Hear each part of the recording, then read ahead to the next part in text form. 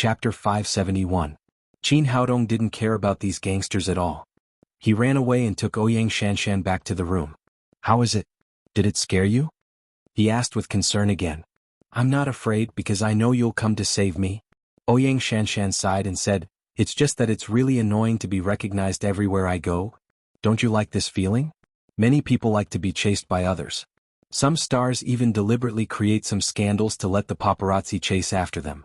Ouyang Shanshan said, "I don't like it, I really don't like it.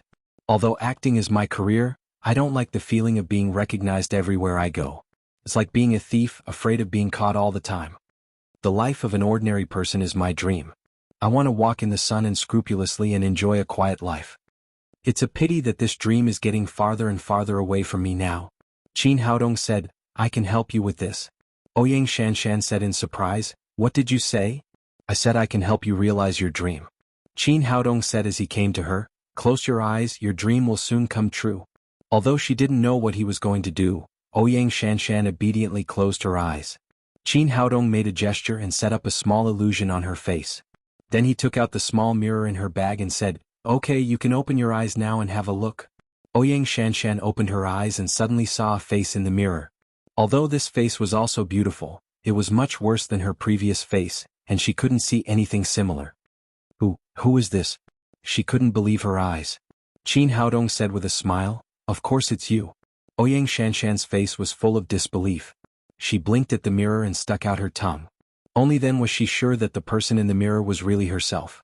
She put her arms around Qin Haodong's neck and asked curiously, "Haodong, how did you do it?" "Nothing, it's just a little trick to deceive people." Qin Haodong said with a smile, "Now you can walk in the sun, and no one will recognize you as a big star." "Great, my dream has finally come true." Ouyang Shanshan jumped up excitedly and threw away her mask, sunglasses and coat. She pulled Qin Haodong and hurried outside. Qin Haodong said, "Are you in such a hurry? You haven't eaten anything yet." "No, let's go to the street to eat snacks." Ouyang Shanshan said excitedly, "When I was in college I liked to go to the food street to eat.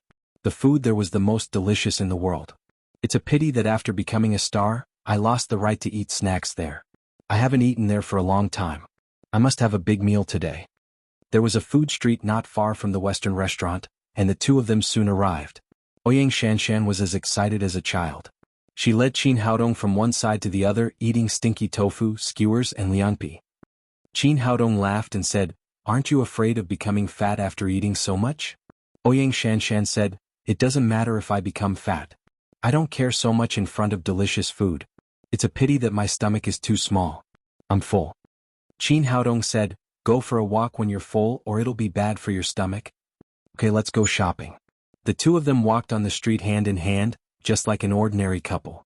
Ouyang Shanshan's face was still full of excitement. She took a deep breath and sighed, "It feels so good. Even the air is free. It would be great if it could go on like this." Qin Haodong said, "Aren't you worried that I'll keep you like this and you won't be a big star again?" Ouyang Shanshan said, "What's there to worry about? If that's the case, I can legitimately rely on you and let you stay with me all the time." Qin Haodong didn't dare to look directly at her affectionate eyes. He took out a jade pendant from his pocket and said, "This is for you. Let it stay with you for me in the future." Ouyang Shanshan took the jade pendant and looked at it.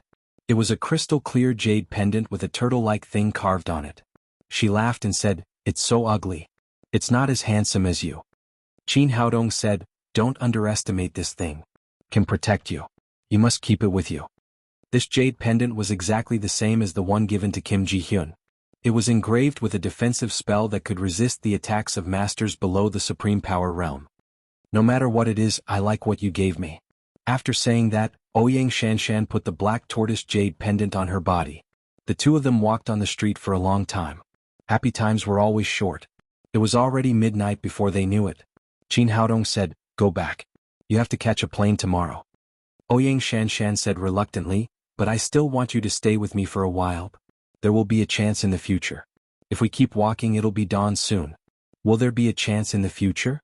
Ouyang Shanshan looked at him with burning eyes and said, "There should be." Qin Haodong was not too sure about this kind of thing. "Well, you take me back to the hotel." The two of them walked back to the hotel where Ouyang Shanshan lived. Downstairs, Qin Haodong removed the illusion on her face and sent her back to her room. "Have a good rest. I'm going back." Just as he was about to leave, Ouyang Shanshan suddenly put her hands around his neck and said softly, "Can you stay with me tonight?" Qin Haodong slowly pulled her arms away and kissed her gently on the forehead. "It's not fair to you. You'll regret it in the future." Ouyang Shanshan said, "I won't regret it. I'm willing to give everything to you." "You won't regret it now, but it doesn't mean you won't regret it in the future." Qin Haodong pressed her to sit on the bed and said softly, "Go to sleep. It'll be dawn soon." After that he left the room and closed the door. He shook his head gently and strode out of the hotel. When the door was closed, Ouyang Shanshan's heart suddenly sank to the bottom. It seemed that she was destined to be with him. She sat on the bed for a long time. Suddenly there was the sound of the door opening. "Haodong, are you back again?" Ouyang Shanshan was overjoyed. She thought that Qin Haodong had changed his mind. She stood up and rushed to the door. But before she could see the person outside the door, her mouth was covered by a big hand. Then a pungent smell came over her and she fainted. Qin Haodong left the hotel and returned to the Violet Western restaurant to get his car. When he drove back, the sky had begun to turn white. It was going to be dawn. Not long after he left, his cell phone suddenly rang. It was a strange number. He frowned and pressed the answer button. A sinister voice came from the phone. "Boy, the big star is in our hands." Qin Haodong suddenly slammed on the brakes and stopped by the side of the road. He asked, "Who are you?" "Little bastard, you just hit me and you still ask me who I am?" "I'm your master dog." Sigu's angry roar came from the other side of the phone. "You shameless couple, I've been waiting for you in the hotel all night, and now I finally got the big star. What do you want?" Qin Haodong asked coldly. Although he had rejected Ouyang Shanshan, he would never allow her to be hurt. Sigu said, "Boy, do you think you can beat me for nothing? Hurry up and send me 30 million yuan, or wait to receive the nude photos of the big star." Qin Haodong said, 30 million is too much. Can it be less?" 30 million was not a big number for him now, but he didn't want to agree too quickly and arouse the other party's suspicion. Sigu yelled, "Cut the crap. I've already inquired about it. Lin's jewelry is owned by you. You have the money to chase the star, but you don't have the money to pay me. 30 million is not a penny less, or I'll sell the nude photos of the big star to the paparazzi." Qin Haodong said, "Well, tell me your location and I'll send you the money now. Now go to the south of the city. I'll call you after you leave the city." Sigu said fiercely, "Be fast. If you're slow, I can't guarantee what my brothers will do to the big star." Qin Haodong said coldly, "I'm telling you I can give you money, but if you dare to touch her hair, I'll make you wish you were dead." Although it was just a phone call, Sigu still felt a bone-chilling chill which made him shiver. "Boy, do you think I'm scared? I'm telling you, don't call the police or you'll have to wait to collect the body of the big star." After saying a few polite words, he hurriedly hung up the phone. Qin Haodong turned around and drove straight to the south of the city. It was early in the morning and there were very few vehicles on the road. He drove the Mercedes-Benz to the extreme and it took him less than 10 minutes to get out of the south of the city. The other party seemed to be aware of his movements all the time. As soon as the car drove out of the city, he received a second call from Sigu. According to the instructions on the phone, he drove the car to a hill about 60 kilometers away from the city. It was more like a tall mound than a mountain. The map on the car navigation showed that it was called Steamed Bun Mountain. Steamed Bun Mountain was bare and for some reason not even a blade of grass grew on it. However, the foot of Steamed Bun Mountain was covered with green grass and lush trees. After parking the car, a trace of doubt flashed through his mind. Wasn't it just extorting a sum of money? He didn't know why the other party chose such a remote place. Looking up the mountain, he saw Ouyang Shanshan with a towel stuffed in her mouth and tied to a chair. There was an electronic screen flashing with red light on her chest. It was a timer. Bomb. Bomb. Chapter 572. Sego stood next to Ouyang Shanshan, holding a shiny black pistol in his hand. There were 6 or 7 gangsters next to him, all of whom were also holding guns. After seeing Qin Haodong, Ouyang Shanshan twisted her body desperately and whimpered. Unfortunately, her mouth was blocked and she couldn't say anything. Sego put the pistol against her head and snapped, "Behave yourself or I'll shoot you." Qin Haodong walked up the Steamed Bun Mountain and said to Sego, "Put down the gun. I've brought the money. Hurry up and let her go." "Don't worry, I have to let someone check the goods first." Sego took back his pistol and said, "Where's the money?" Qin Haodong pointed to the Mercedes-Benz off-road vehicle at the foot of the mountain and said, "There's too much money. It's all in the car." Sego waved his hand behind him. A yellow-haired gangster ran down the mountain and opened the door of the Mercedes-Benz. When he saw the scene inside the car, he immediately shouted excitedly, "Brother, go money? So much money." Qin Haodong said, "This is 30 million, not a cent less. Hurry up and let her go." "Let her go?" Sego and his men laughed together and looked at Qin Haodong as if he was an idiot. "Boy, is there something wrong with your head? Why do you think I chose such a place? I just want to bury you down there." Qin Haodong said coldly, "It seems that you don't want to keep your promise? What is a promise?" Sego laughed again, "Only a brainless thing like you will keep your promise. Let me tell you, today I'm going to take your money, fuck your woman, and kill you." After that, he waved his hand at the gangsters and said, "Do it." After receiving Sego's order, the gangsters raised the guns in their hands one after another. But before they could completely raise their guns, they saw a golden stream of light flash past and cut their throats like a meteor. These people's eyes widened in disbelief. Then a cold air rushed into their throats and their hands holding the guns no longer had any strength. They wanted to scream but they couldn't make a sound. Plop, plop, plop. In an instant, all the hooligans except Sego fell into a pool of blood. Although they died with grievances, they were still dead. Sego was originally smiling proudly, but at this moment, his smile froze on his face as if he had been petrified. He didn't even see what had just happened, but all his men were dead. What kind of method was this? Was it a celestial art or a demonic art? It was even faster than a handgun. Turning around, he quickly raised the gun in his hand and pointed it at Ouyang Shanshan next to him. He knew that she was his last hope. But as soon as he raised his hand, he felt his hand lighten. The hand that was holding the gun fell to the ground along with the gun. Blood flowed out, followed by a heart-wrenching pain. "Ah!" Sego screamed like a pig being slaughtered. Qin Haodong put away the Xian Yuan sword and walked to Ouyang Shanshan. He reached out and grabbed the towel in her mouth. Then he tore the rope around her body. "Haodong, you are finally here." Ouyang Shanshan threw herself into his arms and sobbed. "It's okay, it's all over." Qin Haodong comforted Ouyang Shanshan and turned back to Sego and shouted, "Hurry up and dismantle this bomb or you will die. Don't kill me. Don't kill me. I'll dismantle it now." Sego endured the pain in his arm and came to Ouyang Shanshan. He stretched out his trembling left hand and pressed a button on the bomb.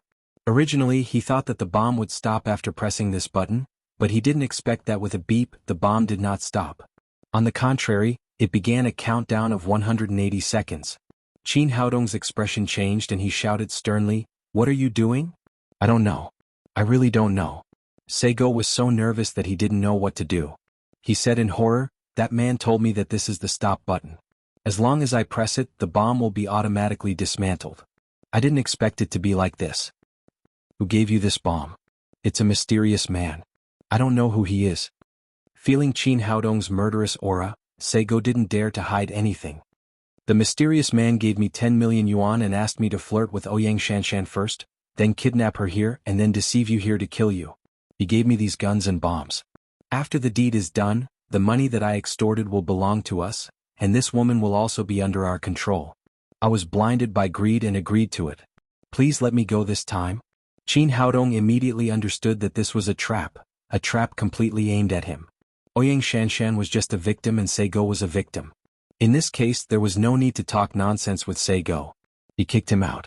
This kick was so powerful that Sego flew more than 10 meters away and hit his head on a stone. There was no more movement. Qin Haodong looked back at the timer. The countdown had begun and there were 160 seconds left. Ouyang Shanshan hugged his neck and kissed him hard. Then she pushed him away and cried with tears in her eyes, "Go quickly. Don't worry about me. The bomb is about to explode." Qin Haodong was not nervous at all. He said with a smile, "Don't worry, it's just a small bomb.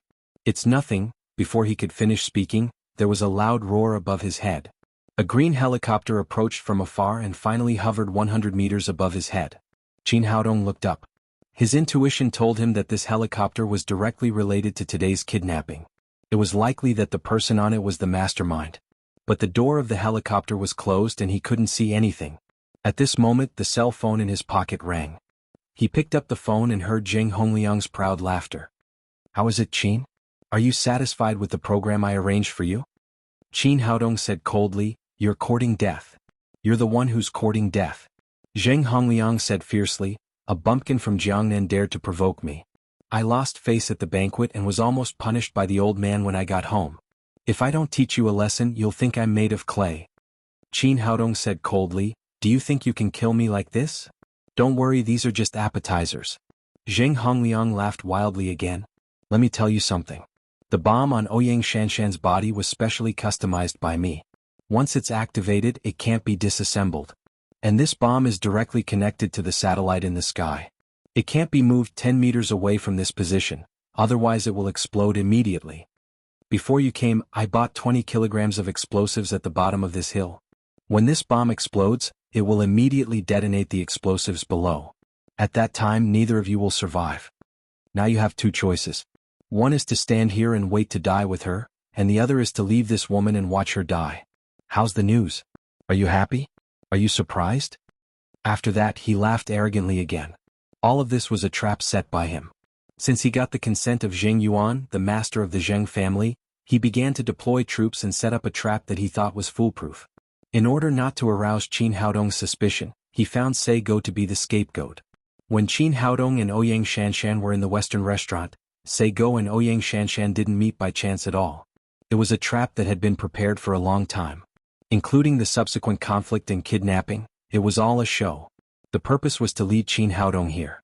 Qin Haodong said, "You've spent so much effort and used so much power.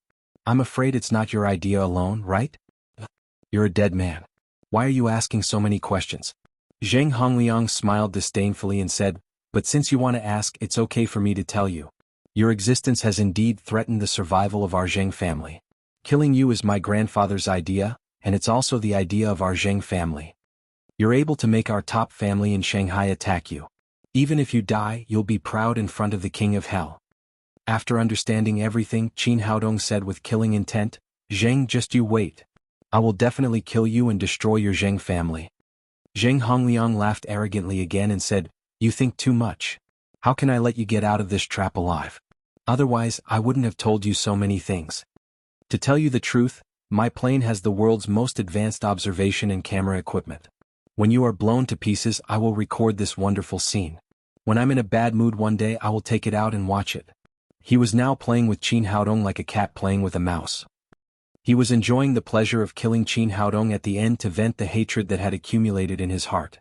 At this moment, Ouyang Shanshan suddenly pulled his arm and shouted, "Qin Haodong, don't say any more. Go quickly. The bomb is about to explode. If you don't leave now, it will be too late." On the phone, Zheng Hongliang shouted excitedly, "There will be a grand fireworks show soon. Just thinking about it makes me excited. Qin Haodong, go to hell." Qin Haodong ignored him and put away his phone. He glanced at the timer on Ouyang Shanshan's chest and saw that there were only 10 seconds left. "Let's go." Then he picked up Ouyang Shanshan and rushed down the steamed bun mountain at top speed. He believed that Zheng Hongliang was telling the truth. If it was just a timer, if it was just a time bomb, it would be nothing. If all the explosives under the hill were detonated, it would be troublesome. The steamed bun mountain was not too high. It was about 50 meters from the top of the mountain to the foot of the mountain. Qin Haodong's speed was far beyond that of ordinary people. In the blink of an eye, he rushed to the foot of the mountain. This was a time bomb. The bomb made an ear-piercing sound. Although the countdown had not ended, the bomb was activated 10 meters away from the top of the mountain and exploded. Chapter 573. The explosion of the bomb caused a huge airflow, sweeping the surrounding sand, stones, and leaves into the sky. Thick smoke billowed in the original area. Looking at the scene below, Zheng Hongliang laughed in the helicopter. "This toy boy is really stupid. He actually ran with a bomb.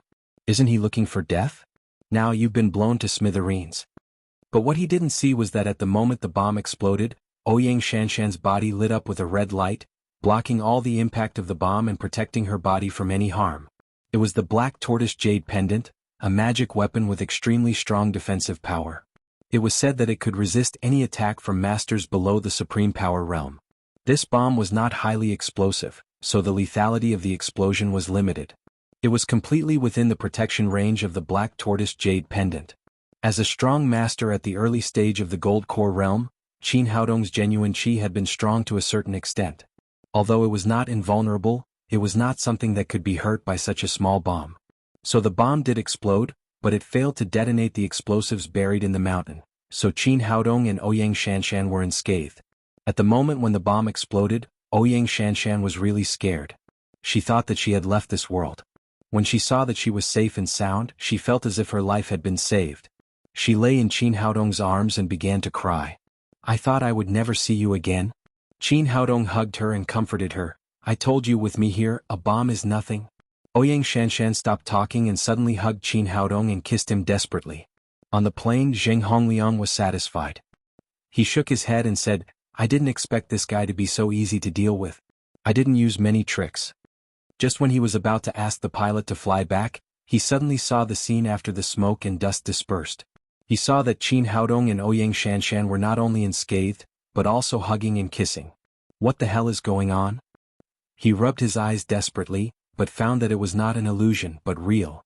Although there was a deep pit in the ground and the trees next to them were blown up, Qin Haodong and Ouyang Shanshan were standing outside, unscathed. They were hugging and kissing each other. Damn it. He punched the wall of the helicopter hard, then grabbed the walkie-talkie next to him and shouted, Execute the original plan. Fire. Qin Haodong was enjoying kissing Ouyang Shanshan when he suddenly felt a great sense of crisis. He suddenly picked up Ouyang Shanshan and rushed to the top of the mountain at a speed 10 times faster than when he came. As soon as they left, the dense rain of bullets completely covered the place where they had just been, causing sand and stones to fly everywhere and dust to fly everywhere. When he returned to the top of the mountain, the sense of crisis was gone. Qin Haodong breathed a sigh of relief. It turned out that the sure-kill situation that Zheng Hongliang had mentioned was not that simple. He had placed a large number of gunmen around the whole hill. Just then his cell phone rang again. He pressed the answer button and said, Boy, I didn't expect you to be such a monster. The bomb didn't kill you. Qin Haodong laughed and said, You're not qualified to kill me. Even if you die, I won't die. Zheng Hongliang gritted his teeth and said, Boy, don't be complacent too early. I've placed 100 gunmen around the top of the mountain as soon as you arrived. Even if you are a supreme power, so what? Can you be more powerful than a gun? Qin Haodong said, 100 gunmen. Your Zheng family really put in a lot of effort. You really think highly of me. You must die. As long as you're alive, you'll be a great threat to our Zheng family. Qin Haodong sneered and said, I won't die, but you will die today. What a joke. Zheng Hongliang laughed again as if he had heard the funniest joke. Do you think my head is just for show? I've long known that you're not easy to deal with, so I watched from the helicopter. Do you have the ability to come up and kill me? Qin Haodong smiled and said, Maybe? Qin, don't think that I don't know martial arts. Do you think you're a saint? Come up and kill me. I'm waiting for you here. After laughing, Zheng Hongliang picked up the walkie-talkie again and issued an order to the gunmen at the foot of the mountain. Immediately go up to the top of the mountain and surround this guy. Shoot him into a sieve. But when he put down the walkie-talkie, he was surprised to find that Qin Haodong and Ouyang Shanshan had disappeared from the top of the mountain. What's going on? Where are they? Why are they gone? Zheng Hongliang was shocked. If it weren't for the sun rising in the east, he would really think that he had seen a ghost. The helicopter pilot next to him said, I don't know either. Suddenly, these two people disappeared from our sight. Camouflage? It must be a camouflage. I don't believe that he can fly out of here. Zheng Hongliang grabbed the walkie-talkie and shouted wildly, Shoot, shoot for me, shoot indiscriminately. On the steamed Bun Mountain, a large number of gunmen attacked, and dense bullets covered the entire top of the mountain like raindrops. Bastard, I don't believe that I can't kill you like this.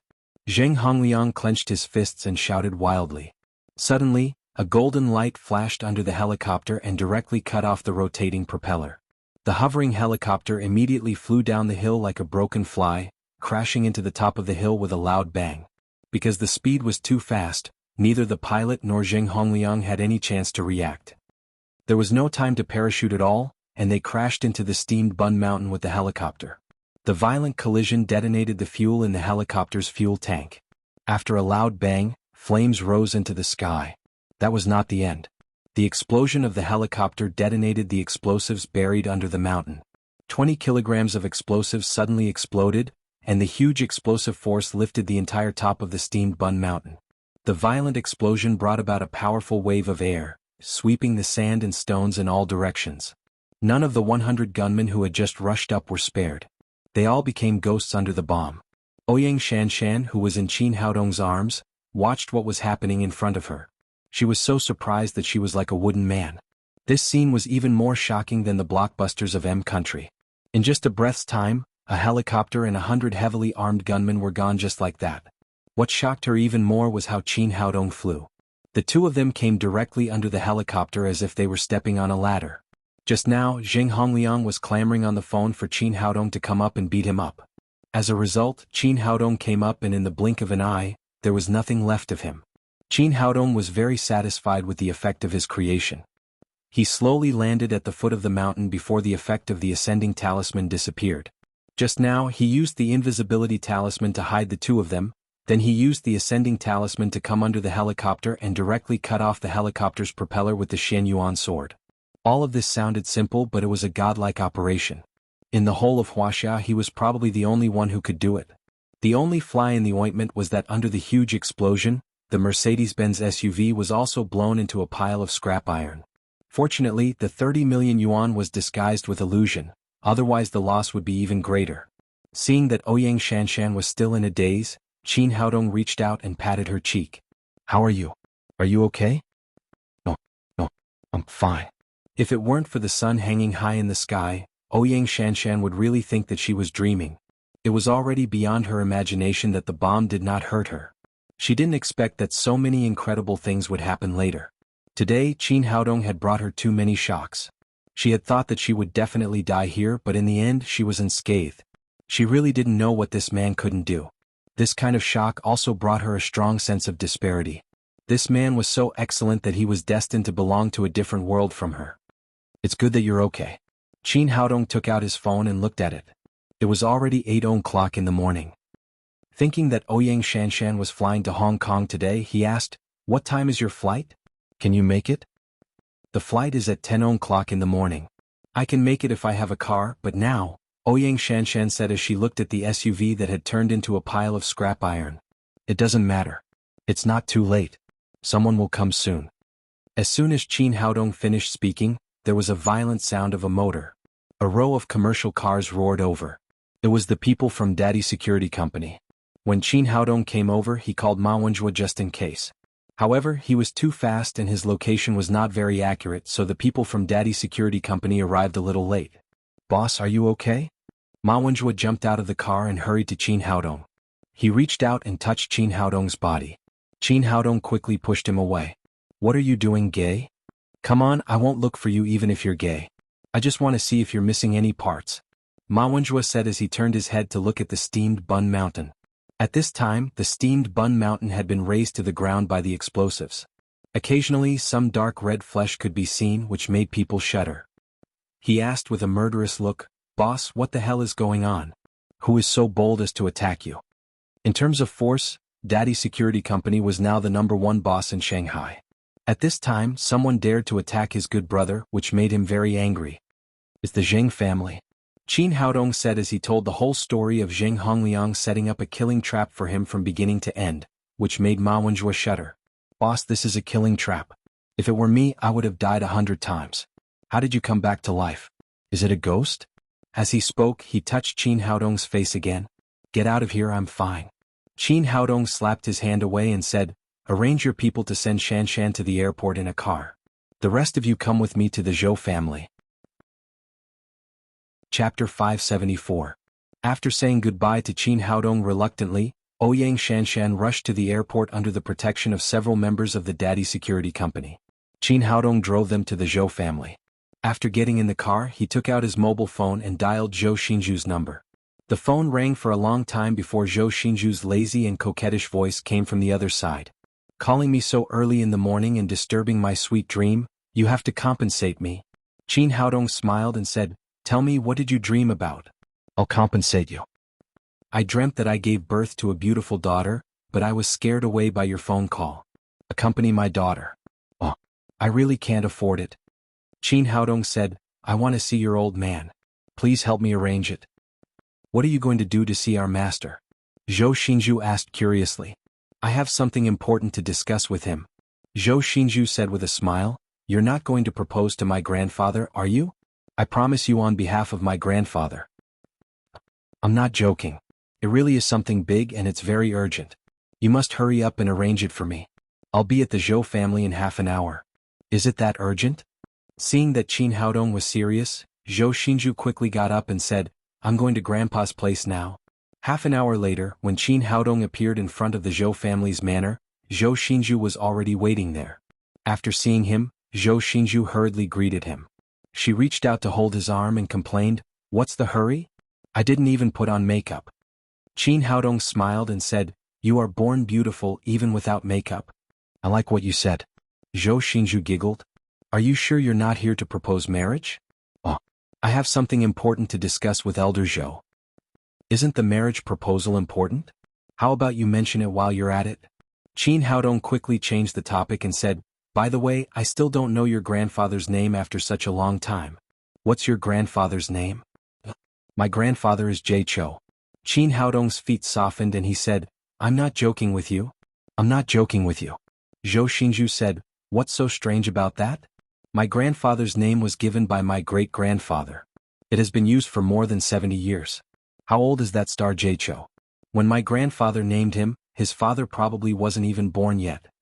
"Oh, alright, I'll see which of these two Jie Chows is more handsome." The two of them chatted and laughed as they entered the Zhou manor. In an elegant little courtyard, an old man with a ruddy complexion was sitting there brewing tea. He was the head of the Zhou family, Zhou Jieluan. "Grandpa, I brought Haodong here." In front of the old master, Zhou Xinzhu still restrained herself.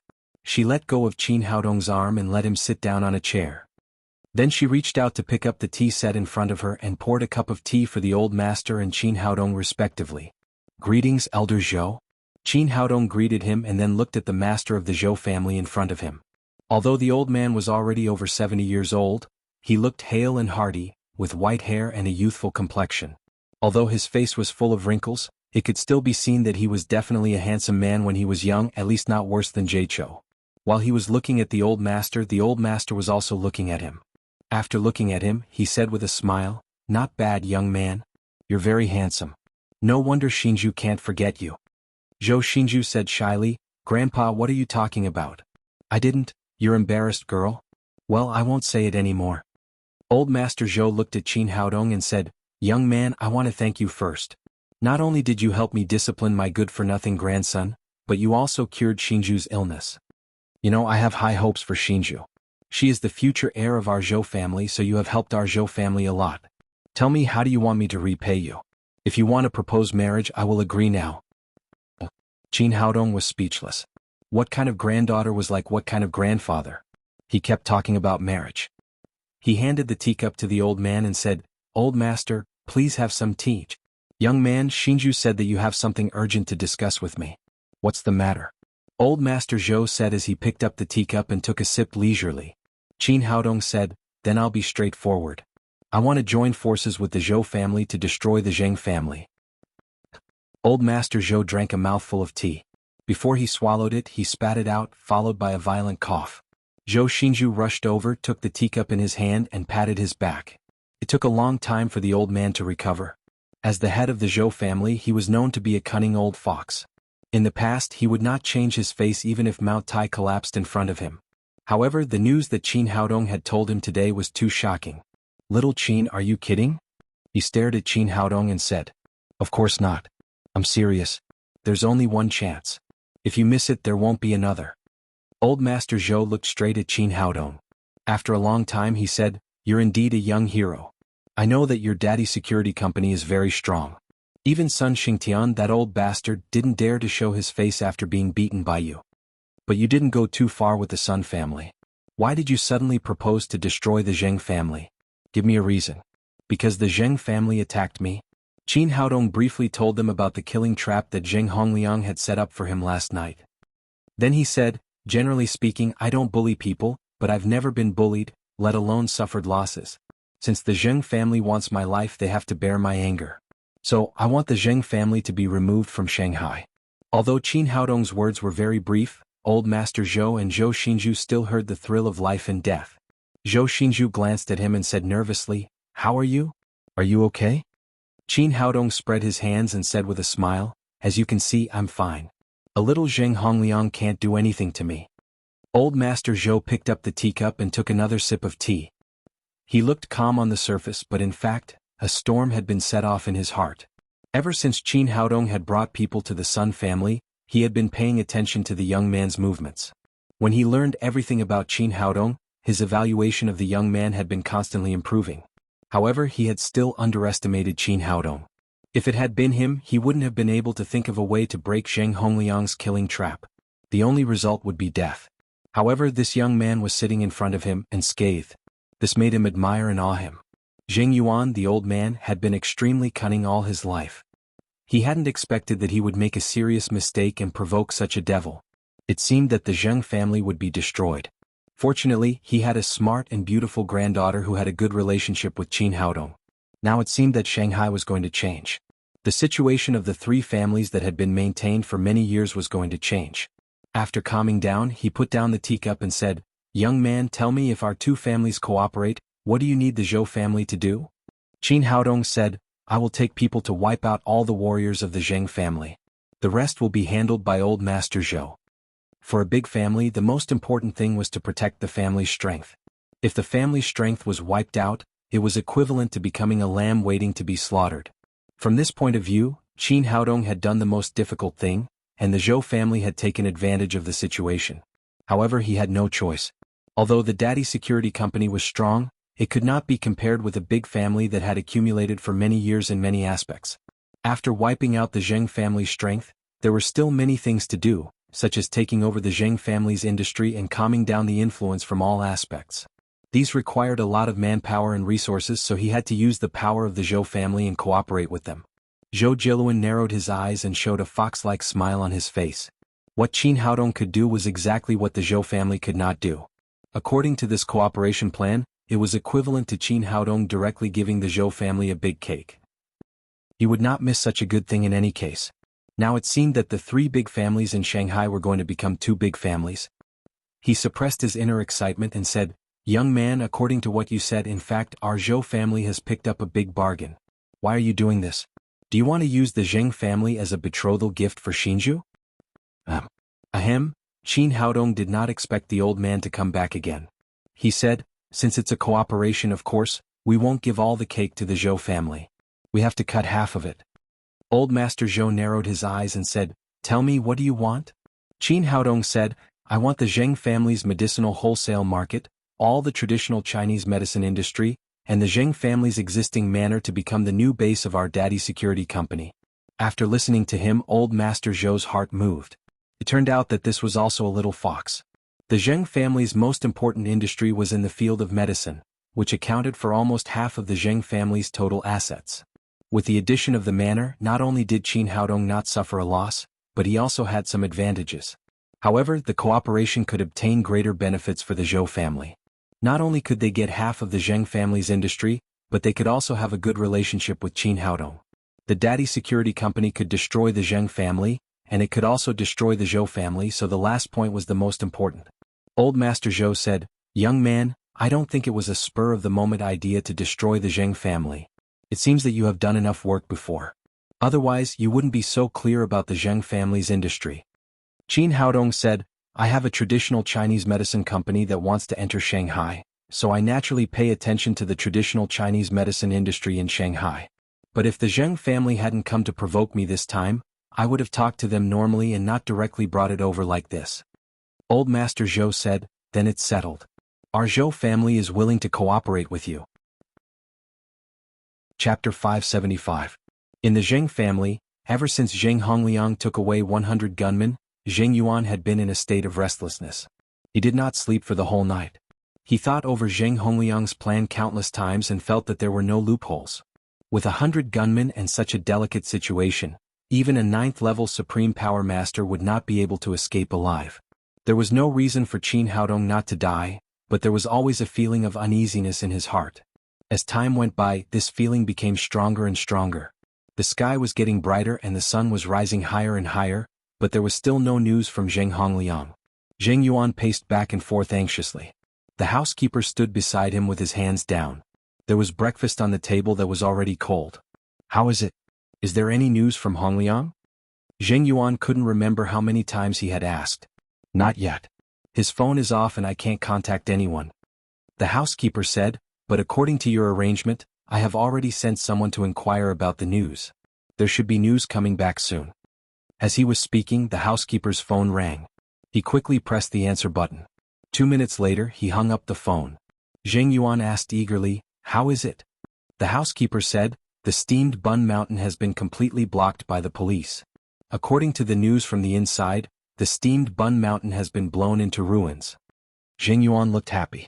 Since the explosives had been successfully detonated, Qin Haodong would definitely die. He asked, "What about Hong Liang? Is there any news about him? Why haven't the 100 gunmen come back yet?" The housekeeper hesitated for a moment and said, "There is no news from the young master and the 100 gunmen, but the wreckage of the helicopter was found at the scene of the explosion." What? Zheng Yuan's face suddenly turned pale and he sat down on the chair behind him. The helicopter had been taken by Zheng Hongliang. Since the wreckage of the helicopter had been found, Zheng Hongliang must be in danger.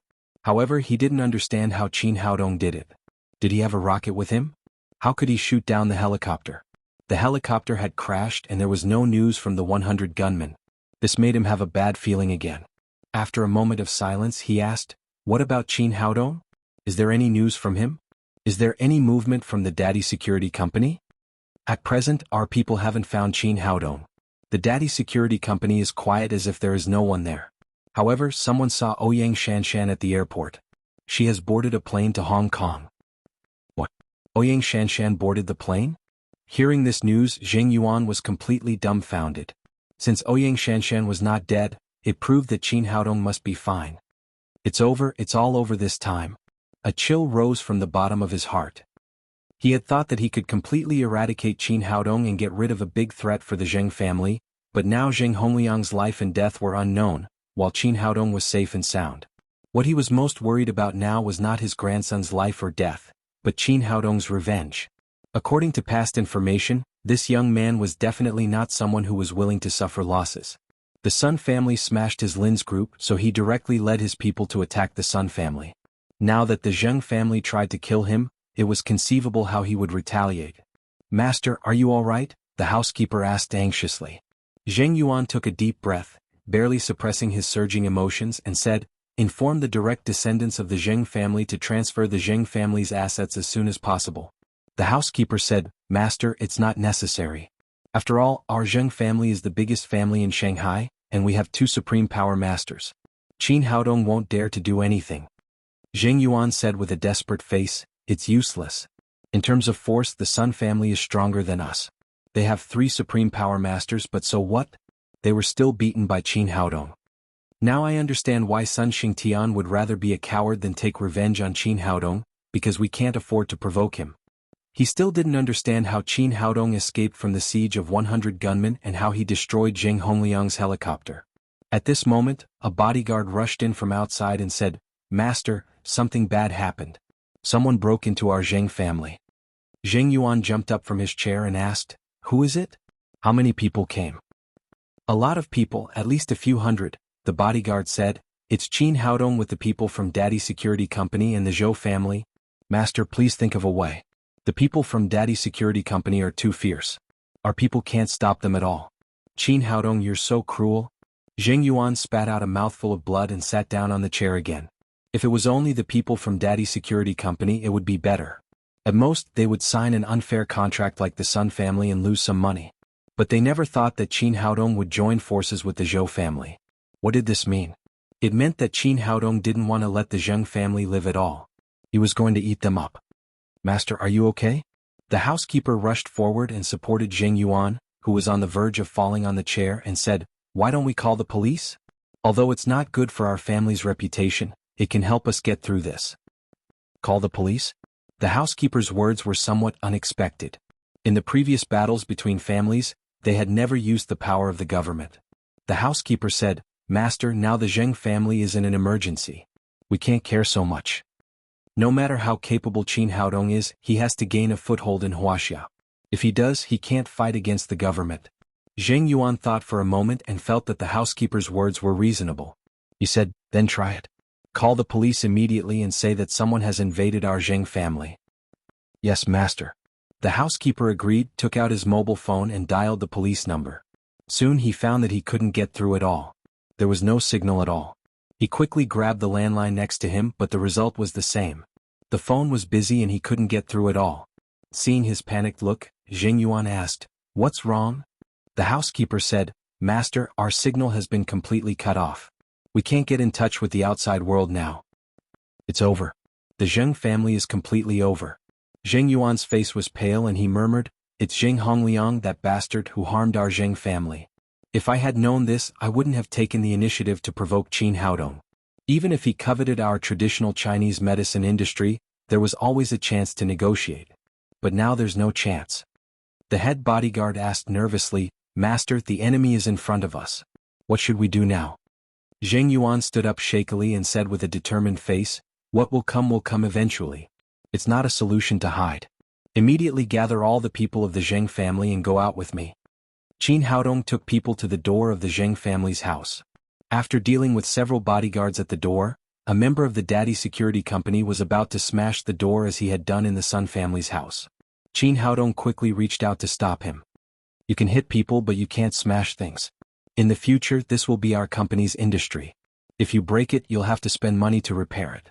Old man Zhou stroked his beard and said with a smile, "Boy, you got into the zone early. Now you think of yourself as the master. Of course, the landlord has no surplus food. It's better to be careful." Qin Haodong smiled and rushed into the Zheng family's house with Ma Wenjue.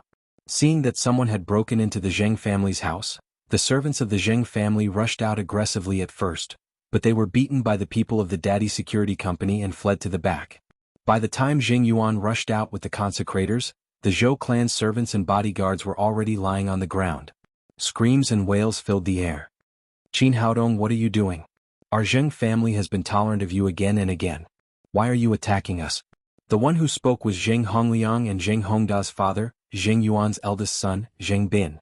Qin Haodong looked at Zheng Yuan next to him and said coldly, "Why did I attack the Zheng family?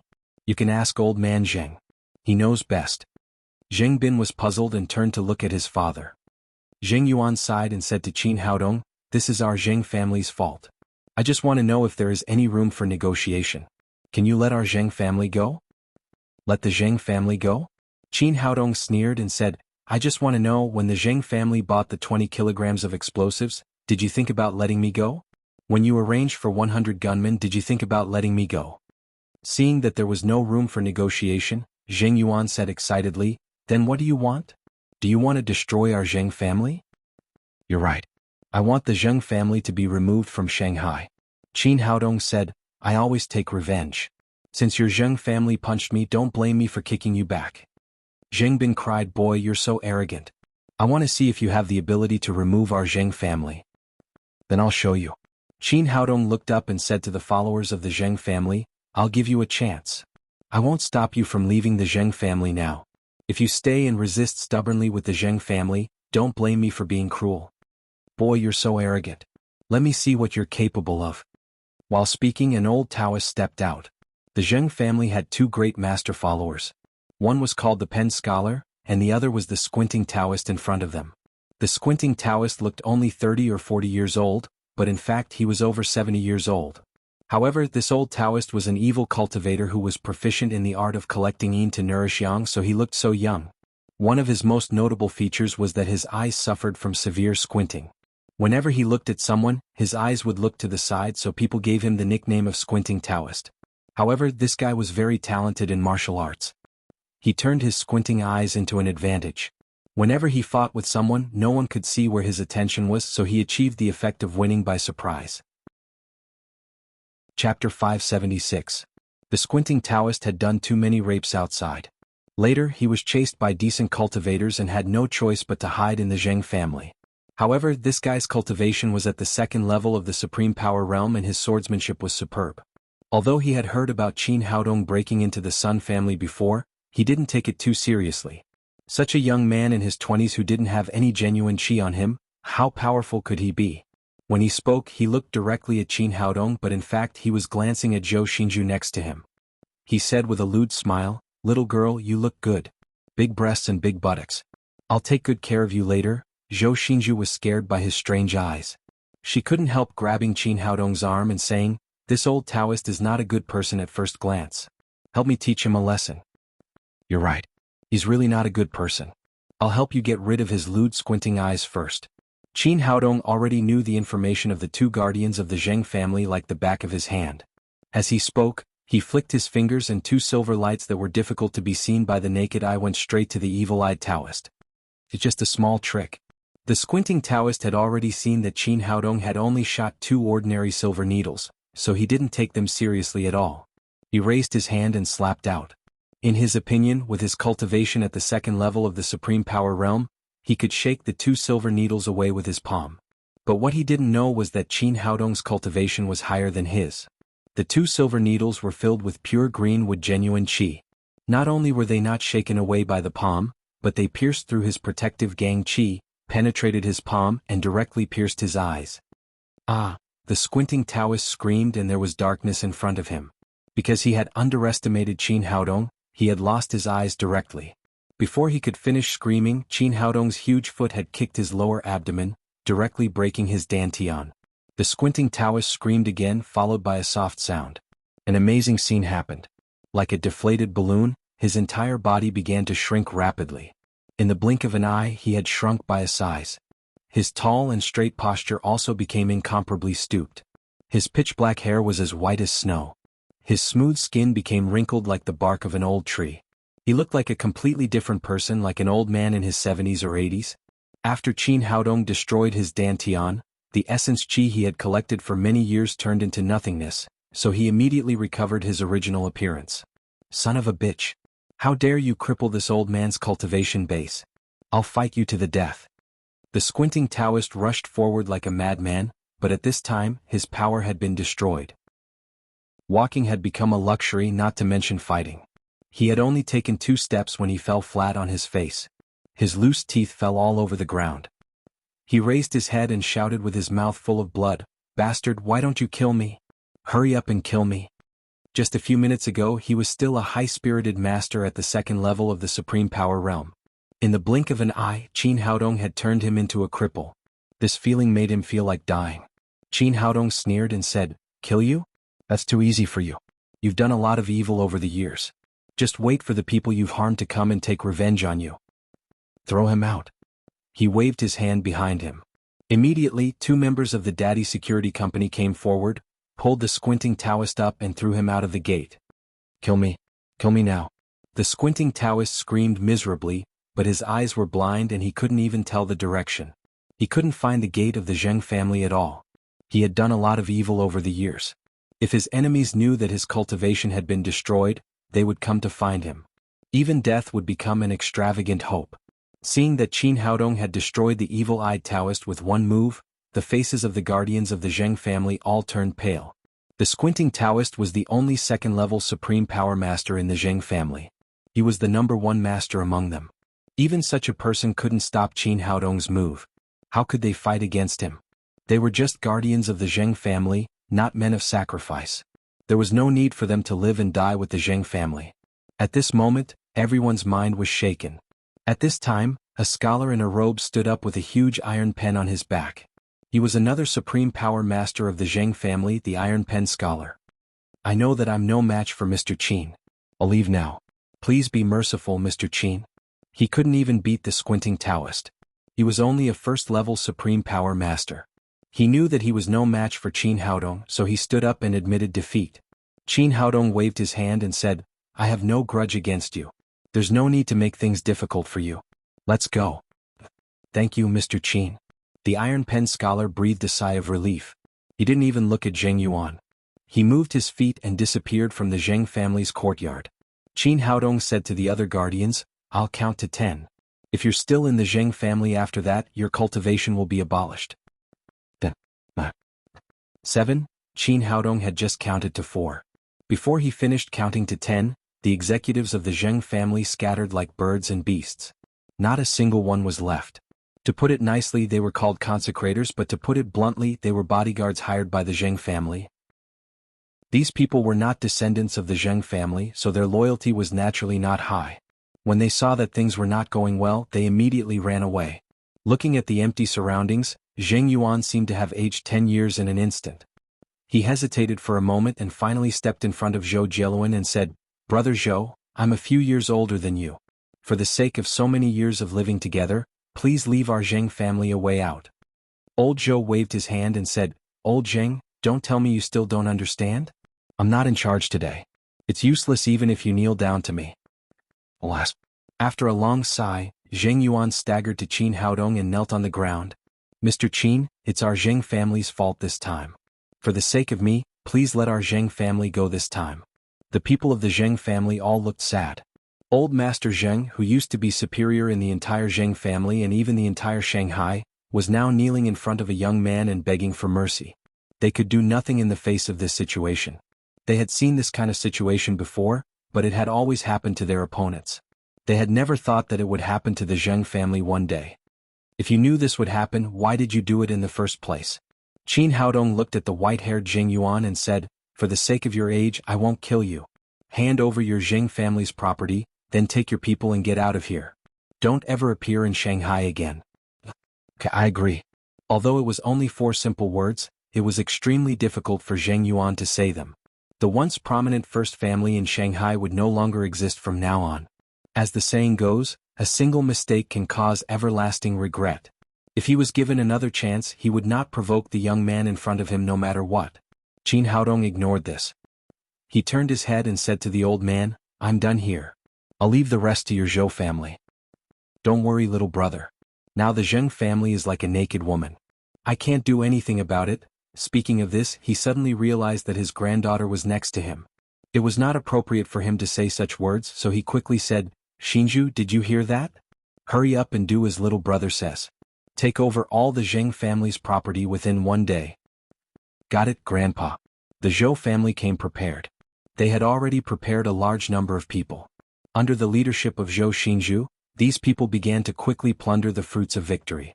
Qin Haodong nodded secretly. It seemed that his cooperation with the Zhou family this time was the right choice.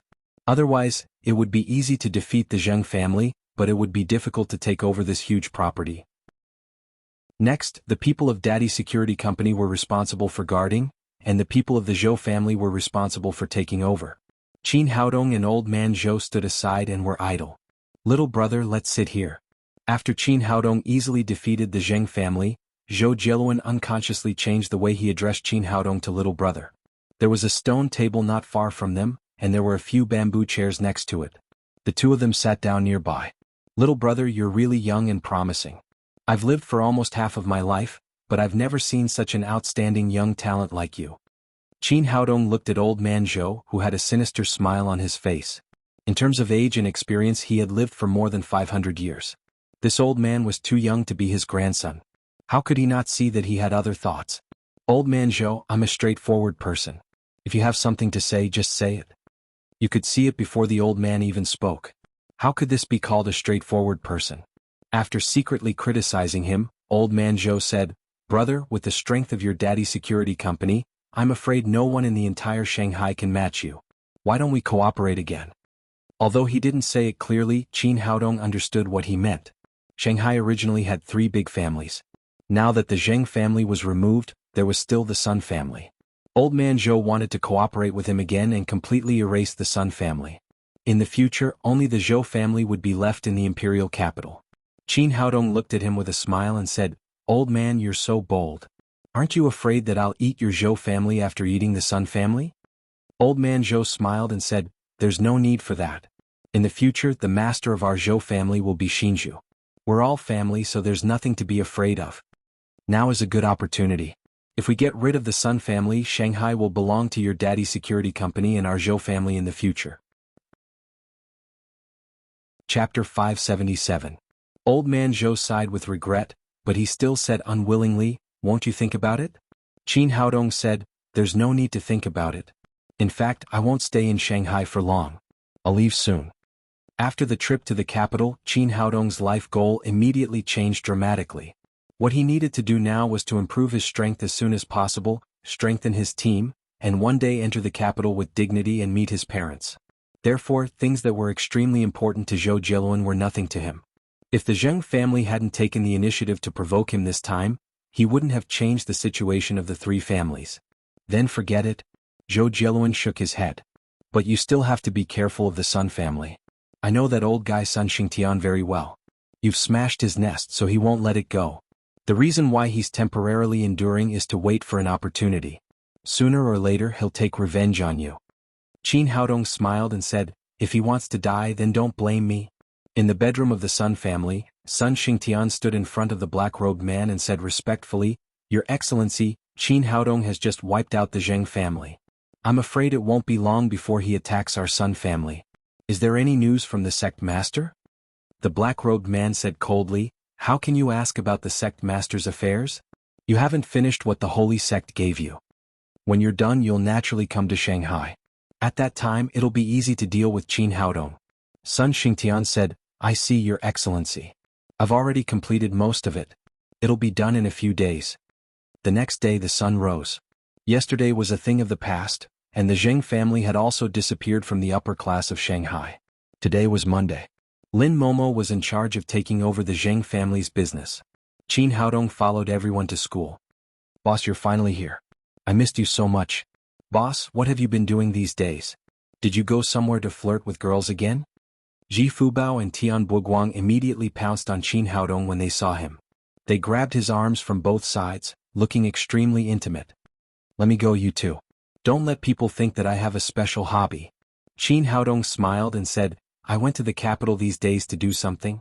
Ji Fubao said, "Boss, I find that you are really a god. You haven't been to class for almost a week, but the school seems to be fine. No one asked you at all." Tian Buguang said, "This world is really unfair. I skipped a class and rolled in the sheets with a lonely girl.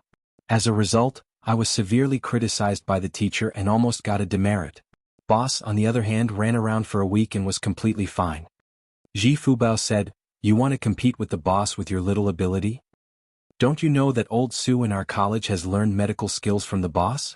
At this moment, a clear voice said, "Fatty, who is this old man Sue you're talking about?" Ji Fubao looked back and saw Su Hui appear behind him, holding a shiny silver needle in her hand.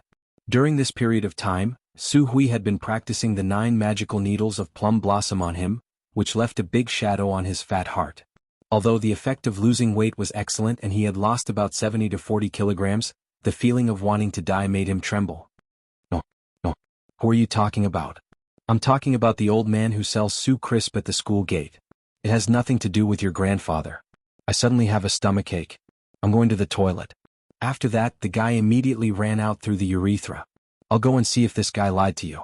Tian Buguang felt that he was in the way, so he ran out with him. Seeing that the two guys had left, Su Hui said to Qin Haodong, "Where have you been these days?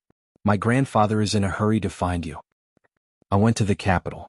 Qin Haodong asked curiously, "Why is your grandfather looking for me?" Su Hui said, "I don't know the details. It may have something to do with the academic exchange group of Koryo. He said that as long as you come to class today, you have to go back with me in the evening no matter what. He will make it clear to you face to face." Qin Haodong had a very good impression of Su Hongba. He said, "Well, I'll go to your house with you tonight." "Not to my house but to my grandfather's house." Qin Haodong said in surprise, "Didn't you just say that your grandfather was looking for me?" Su Hui said with a red face, "My grandfather is looking for you, but my grandmother said that she hasn't seen you for a long time and asked you to go to her house for dinner." Qin Haodong said, "Oh. Well, the dishes she cooks are very delicious. It's just the right time to comfort my stomach." Su Hui said in surprise, "You agree?" Qin Haodong said with a smile, "Why should I refuse such a good thing? That's great. Let's go together tonight." A gratified smile appeared on Su Hui's face. In the past few days she had been annoyed by Zhu Chunmei. Every day she asked her to take Qin Haodong home for dinner. She said that she wouldn't get along with boys, so her grandmother would do her a favor. Soon the bell rang. When the tutor Zhang Xiaoyan saw Qin Haodong, she just nodded slightly, as if she didn't care about his truancy these days. Since the teacher didn't ask, he didn't explain too much. After school, he followed Su Hui to his grandfather Lu Qigong's house. "Little Qin, where have you been these days?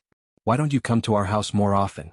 As soon as Qin Haodong entered the door, Zhu Chunmei enthusiastically pulled him in. She liked him very much, as if she was looking at her grandson-in-law. "Little Qin, sit here with Hui Hui and have a good chat. I'll go cook for you." Then she turned and went into the kitchen. At this time Lu Qigong came out of the room. When he saw Qin Haodong, he said with surprise, "Little Qin, you're here.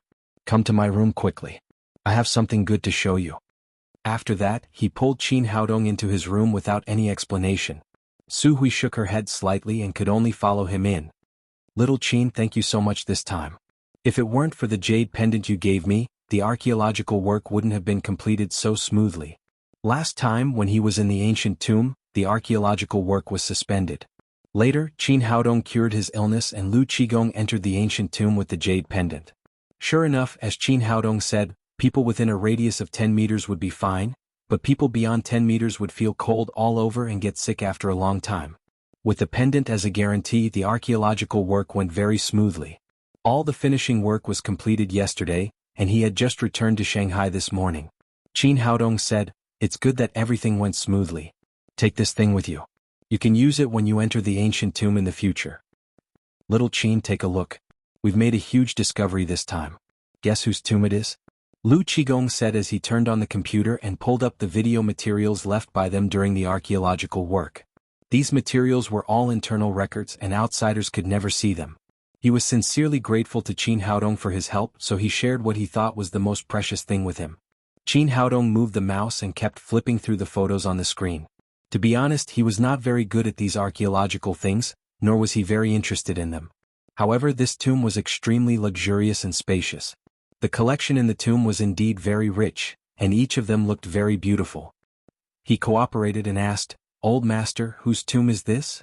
"Wei Zhongxian. It's Wei Zhongxian's tomb." Lu Qigong said excitedly, "After our joint research and verification, we're sure that this tomb belongs to Wei Zhongxian, the great eunuch of the Ming dynasty." Su Hui asked, "Wei Zhongxian? Wasn't he burned to ashes by Emperor Chongzhen? Why is there his own tomb?" "It's not surprising. This is the cenotaph that Wei Zhongxian prepared for himself in advance. When it came to the industry he was good at," Lu Qigong talked incessantly, "according to our deduction this tomb belongs to Wei Zhongxian. He probably expected that he would not have a good end, so he built this tomb in advance. The location of the tomb is very hidden, and there are no bones in it. It should have been prepared in advance. But later Emperor Chongzhen killed him directly and didn't give him a chance to be buried at all." Qin Haodong said, "Since there was no burial, why are there so many funerary objects?" Lu Qigong said, "At that time, Wei Zhongxian was powerful in the court and was known as 9,000 years old. He had countless wealth in his hands, so it's normal for him to put some things in advance." Qin Haodong nodded and continued to look at the pictures on the computer, but he was not very interested in these bottles and cans, so he looked through them very quickly. Suddenly a picture jumped out. It was an open scroll like an imperial edict, but not an imperial edict. There were 2 words written in the ancient Wuxia language on it, and there were many small words below. The handwriting was very good. The handwriting was very good. It was bold and powerful. At the end there was even a big red seal. Seeing this thing, Qin Haodong was a little interested. He stopped and asked, "What is this, old man?" Lu Qigong said, "This is the letter of credence. It was written by Koryo to the Ming dynasty, and the seal of the king of Koryo was stamped at the bottom." "It turns out to be a letter of credence?" Qin Haodong asked, "Old man, since it's a letter of credence from Koryo, why is it written in Wuxia language?" Lu Qigong said, "At that time, Koryo was only one of the affiliated countries of Wuxia, and the Ming dynasty was the Celestial Empire. In order to show respect, the affiliated countries asked the ministers who were proficient in Wuxia language to write the letter." Chapter 578. Su Hui said, "Grandpa, why don't you publicize this archaeological discovery so that those people of Koryo can shut up?" Lu Qigong said, "Some things are not as simple as you think. In fact, there is a lot of evidence like this in Wuxia, but these archaeological discoveries belong to the country, and the officials of Koryo have not officially said those things. Therefore, the officials of Wuxia naturally can't refute the rumors publicly, and some debates are carried out in private among the people." Qin Haodong nodded and looked at the ancient Wuxia characters on the letter and said, "I didn't expect that a person of Koryo could be so narcissistic. It's really rare." Lu Qigong said, "According to our archaeological and historical research, the person who wrote this letter is called Kim Daejian. He became a diplomatic officer of Koryo by relying on his beautiful Wuxia characters. All the written materials submitted to the Ming dynasty were written by him." Kim Daejian? Qin Haodong was stunned when he heard the name, and then he began to reflect on himself in his heart. "I'm sorry I'm evil." He asked again, "Grandpa, I still don't understand why there is such a thing as a letter in Wei Zhongxian's tomb." Lu Qigong said, "Now the legends about Wei Zhongxian in Wuxia are all negative. In the eyes of the people, he is a traitor who can't be any worse. However, from a historical point of view, he actually made a lot of contributions to the Ming dynasty, including establishing diplomatic relations with other countries and resisting foreign invasions. He was also a very ambitious person. I reckon that he wanted his descendants to see his achievements, so he deliberately placed this letter in his tomb. The three of them were chatting when the door opened and Su Hongba came in from outside. Su Hui asked, "Grandpa, why did you get off work so late today?" "Don't mention it. I had an emergency meeting all afternoon," Su Hongba said, then grabbed Qin Haodong and said, "Little Qin, come here quickly. I have something to tell you." After that, he took Qin Haodong to another room in a hurry. Lu Qigong said discontentedly, "Old Su, little Qin is discussing ancient culture with me. What's there to discuss about those broken bottles and jars? I have something to do here. Come with me, girl. Old Lu, don't come and make trouble." Su Hongba took Qin Haodong and Su Hui to another room and closed the door. Qin Haodong asked, "What's the matter, sir?" Su Hongba said, "Something big has happened. The academic exchange group of Koryo Medical College will come to our school tomorrow." Su Hui said, "It's just an exchange group. What's the big deal? Didn't our school often send exchange groups in the past? Do you have to act like you're facing a formidable enemy? This is completely different from before." Su Hongba said solemnly, "This time, although it's a cultural exchange group, it's actually aimed at our school of Chinese medicine and even Wuxia traditional Chinese medicine. Because of this, the school is paying so much attention to this matter. Even the Ministry of Health of Wuxia is paying special attention to this matter and repeatedly instructed our school to deal with it well." Qin Haodong said, "Is it that serious?" Su Hongba said, "This time the exchange group of Koryo is aggressive and ill-intentioned. The leader of their team is Li Minte, a visiting professor of Koryo Medical College. Like you, he is also called the medical sage in Koryo." Qin Haodong smiled and said, "With their little medical skills they just learned a little from Wuxia. How dare they call themselves medical sages?" Su Hongba said, "That's the problem. These people are not only arrogant but also used to robbing others' things. Li Minte not only calls himself the medical sage, but also often says that traditional Chinese medicine comes from Koryo and was passed on to Wuxia by them." Qin Haodong frowned and said, "These people really have no bottom line. They shout all day long that everything belongs to them. Do they deserve to pass on traditional Chinese medicine to Wuxia?" The dispute between Koryo Medical College and traditional Chinese medicine has been very hot recently, and Li Minte is the main representative of Koryo. Just a few days before he came to Wuxia, he published a related paper. So we guess that Koryo Medical College is likely to take the opportunity to make trouble at this exchange meeting and claim that traditional Chinese medicine comes from Koryo Medical College. We are responsible for receiving them, so if we don't deal with them well, we will be in a very passive position. In addition, in order to expand their influence, Koryo Medical College not only invited many international media, but also invited Miss Alice, the president of the World Medical Association, to participate in this exchange meeting. Because of this, this exchange meeting is related to the face of traditional Chinese medicine and the whole Wuxia, so the higher-ups attach great importance to it and the college is even more nervous. Qin Haodong said indifferently, "In fact, it's not necessary. It belongs to whoever it belongs to. They can't take it away even if they want to." Su Hongba said, "With you, the medical sage, I'm confident. But you disappeared for several days in a row, which made me so anxious. I'm afraid that you won't be able to come back tomorrow. I'm telling you, before the medical exchange meeting is over, you can't disappear again." Qin Haodong said, "It's about traditional Chinese medicine. I'm duty-bound to do whatever you need me to do." Su Hongba was very satisfied with his attitude and said happily, "The basic agenda of the exchange meeting has come out. It is mainly divided into two parts. The first part is academic exchange and the second part is medical exchange. Each college will send 5 representatives. Out of the 5, the order is 3. 2 structure consisted of 3 students and 2 teachers from the academy. The college entrusted me to be in charge of all the matters of this medical exchange meeting, and Fang Heluan is responsible for assisting me. As for the students, I've already submitted your name. In addition to you, Su Hui and another second-year student will also be participating." Qin Haodong nodded and didn't say anything more. He had enough confidence in Chinese medicine. As long as he was there, those Koreans wouldn't succeed. It didn't matter who else would participate. The 3 of them talked about the details of the exchange meeting again. At this moment, the door opened. Zhu Chunmei said discontentedly at the door, "You 2 old men, it's not easy for little Qin to come here. Why don't you let him chat with Hui Hui more? Why do you always interfere?" Su Hui blushed and said shyly, "Grandma, we're talking about something." Zhu Chunmei said, "What are you talking about? Hurry up and eat." Lu Qigong also appeared at the door and said, "Little Qin, hurry up and eat. Don't talk to that old man. I have a few newly bought antiques later. Help me appreciate them." Zhu Chunmei said discontentedly, "No, after dinner, let little Qin and Hui Hui go to a movie. You two old men are not allowed to interfere." Qin Haodong was speechless. He had really become the focus of this family. He quickly said, "Grandma, hurry up and eat. I've been aroused by the smell of your food." Zhu Chunmei immediately said with a smile, "Let's eat. I've made a lot of delicious food for you."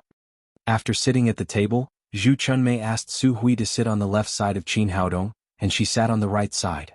She kept putting food into his bowl. Looking at the dishes in the bowl, Qin Haodong was speechless. He thought, it's okay to pick up some food. Why are they all fried kidney? Am I so weak? The most important thing was that although there were many women in the family, he could not touch any of them. Wasn't it torture to eat so much kidney? After dinner, Qin Haodong left Lu Qigong's house. Not long after he went out, the phone in his pocket rang. It was James, a cardiopulmonary expert of the World Medical Association. After the phone was connected, James said respectfully, "Dear teacher, how are you recently?" "I'm fine. What's the matter?" James said, "Teacher, Miss Alice, the president of the World Medical Association, went to Wuxia today." Qin Haodong said, "I heard." James suddenly raised his voice and said discontentedly, "Teacher, do you know what? This woman is so hateful. She doesn't believe in the magic of traditional Chinese medicine, your magical medical skills, and everything I said about traditional Chinese medicine. This time she went to Shanghai to participate in a medical exchange meeting. I want her to visit you in Jiangnan after the meeting. At that time, you must show her magical medical skills and make this woman completely shut up. I'm really fed up with her arrogance and her ignorance of traditional Chinese medicine." Qin Haodong smiled and said, "No need, James. I'm in Shanghai now, and tomorrow I will participate in this medical exchange meeting on behalf of the School of Traditional Chinese Medicine of Shanghai Medical College." "Dear teacher, what are you going to do in Shanghai? Are you going to be a professor at the School of Traditional Chinese Medicine? Isn't that too unfair for you?" "I'm not a professor, I'm a student." Qin Haodong said, "Don't ask for the specific reason. I have some important things to do here." James said, "Oh, I see, teacher. You must show Alice how magical traditional Chinese medicine is." Qin Haodong ended the call with James, but before he took a few steps, his phone rang again. This time it was Kim Ji-hyun. Now the two of them had a good relationship. He answered the phone and said, "Haven't you left Wuxia yet?" "Not yet. I came to Wuxia on behalf of the Kim Group to participate in the financial summit. I can't go back until the event is completely over." Kim Ji-hyun said, "I heard that you are going to participate in the academic exchange meeting between Shanghai Medical College and Koryo Medical College this time?" Qin Haodong didn't expect that Kim Ji-hyun would know as soon as he received the news. He asked in surprise, "How did you know?" Kim Ji-hyun said, "Li Junki of Koryo Medical College just left my place. His father is Li Minte, the head of the translation delegation. He is also one of the members of this exchange meeting. I saw your name on the list of Shanghai Medical College from him, so I called you." Qin Haodong didn't speak, just listened quietly. He felt that Kim Ji-hyun was not just talking about this matter. There must be something else. Chapter 579. Sure enough, Kim Ji-hyun continued, "Li Junki told me that they didn't come to Wuxia for a simple medical exchange meeting, but for another purpose. Now that traditional Chinese medicine in Wuxia is declining, they want to take the opportunity to prove that Koryo medicine is better than traditional Chinese medicine, and then prove that traditional Chinese medicine came from Koryo medicine. I know it's wrong for them to say that. Although I don't know anything about medicine, I know that Koryo medicine was learned from Wuxia. What they're doing is completely distorting the truth. I know you hate this practice very much, so I called you." Qin Haodong said, "Thank you for telling me this. It shows that you are a girl with a sense of justice." "You don't have to thank me. I didn't help you much." Kim Ji-hyun said, "In fact, most people in our country are like me. They agree with the spread of Wuxia's culture and its help to the development of our country. Only a few ambitious people will jump out to talk nonsense and distort the truth." Qin Haodong said, "I should thank you for thinking of calling me." Kim Ji-hyun said, "In fact, even if I didn't call you, I knew that they wouldn't succeed." "What?" Qin Haodong was very curious why this girl would have such an idea. Kim Ji-hyun said with a smile, "Because of you. In my heart, you are omnipotent and invincible. With you attending this cultural exchange meeting, they will definitely lose miserably." I will also go to the scene tomorrow and cheer for you. Qin Haodong smiled and said, Are you so confident in me? Of course, otherwise why would I want to be your disciple? Unfortunately you didn't accept me. Kim Ji-hyun was a little depressed, but she soon cheered up and said, By the way, I heard from Lee Junki that they seem to be writing some articles in the Compendium of Materia Medica. I don't know if this will help you. Compendium of Materia Medica? This is a milestone work in the history of traditional Chinese medicine in Wuxia. What can they do? Kim Ji-hyun said, I don't know. Lee Junki just mentioned it and didn't say much about the specific content. Qin Haodong asked, By the way, why did Lee Junki tell you so much?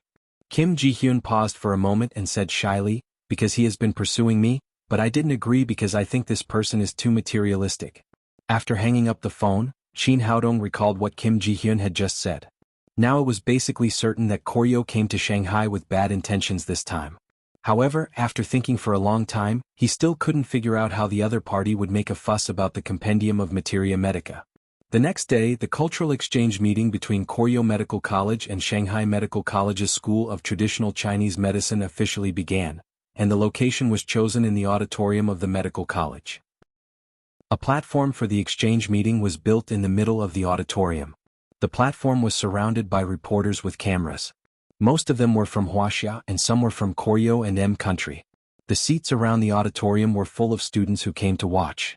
They were all here to cheer for the medical college. In an office backstage, 2 teachers and 3 students of Shanghai Medical College who were about to participate in the exchange meeting gathered together. When Qin Haodong saw another student who was going to participate in the exchange meeting, he was immediately shocked. He had never expected that the other student would be Feng Wu, the first campus belle of Shanghai Medical College. The moment he saw Feng Wu, he immediately understood why this girl was ranked first. At the same time, he also understood why the Koryo people in the Taekwondo club didn't pursue her even though she was the first campus belle. Because she was so beautiful that people didn't want to get close to her. She was so beautiful that people didn't have the courage to pursue her. In terms of appearance and figure she was comparable to Nailan Wushuang and the others, but this girl gave people a kind of holiness from the bottom of her heart. If she stood together with Li Jiumei, she would give people a completely different feeling. Li Jiumei's sexiness would make people fantasize about her, while Feng Wu made people unable to have any indecent thoughts.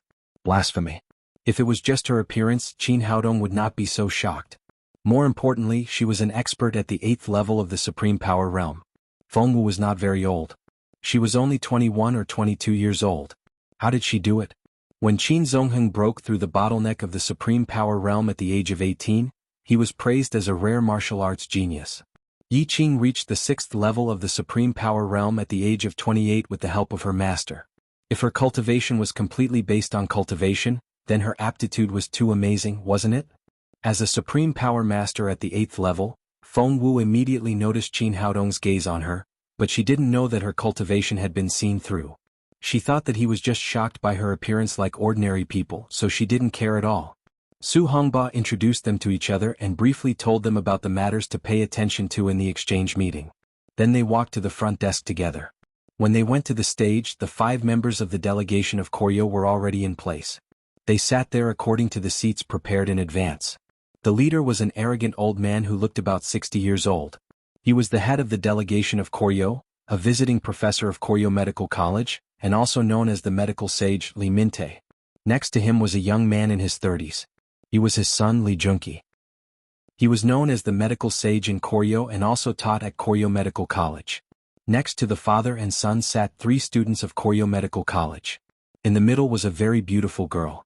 According to Kim Ji-hyun, this girl was called Kim Si-yuan, a famous medical genius in Koryo Medical College.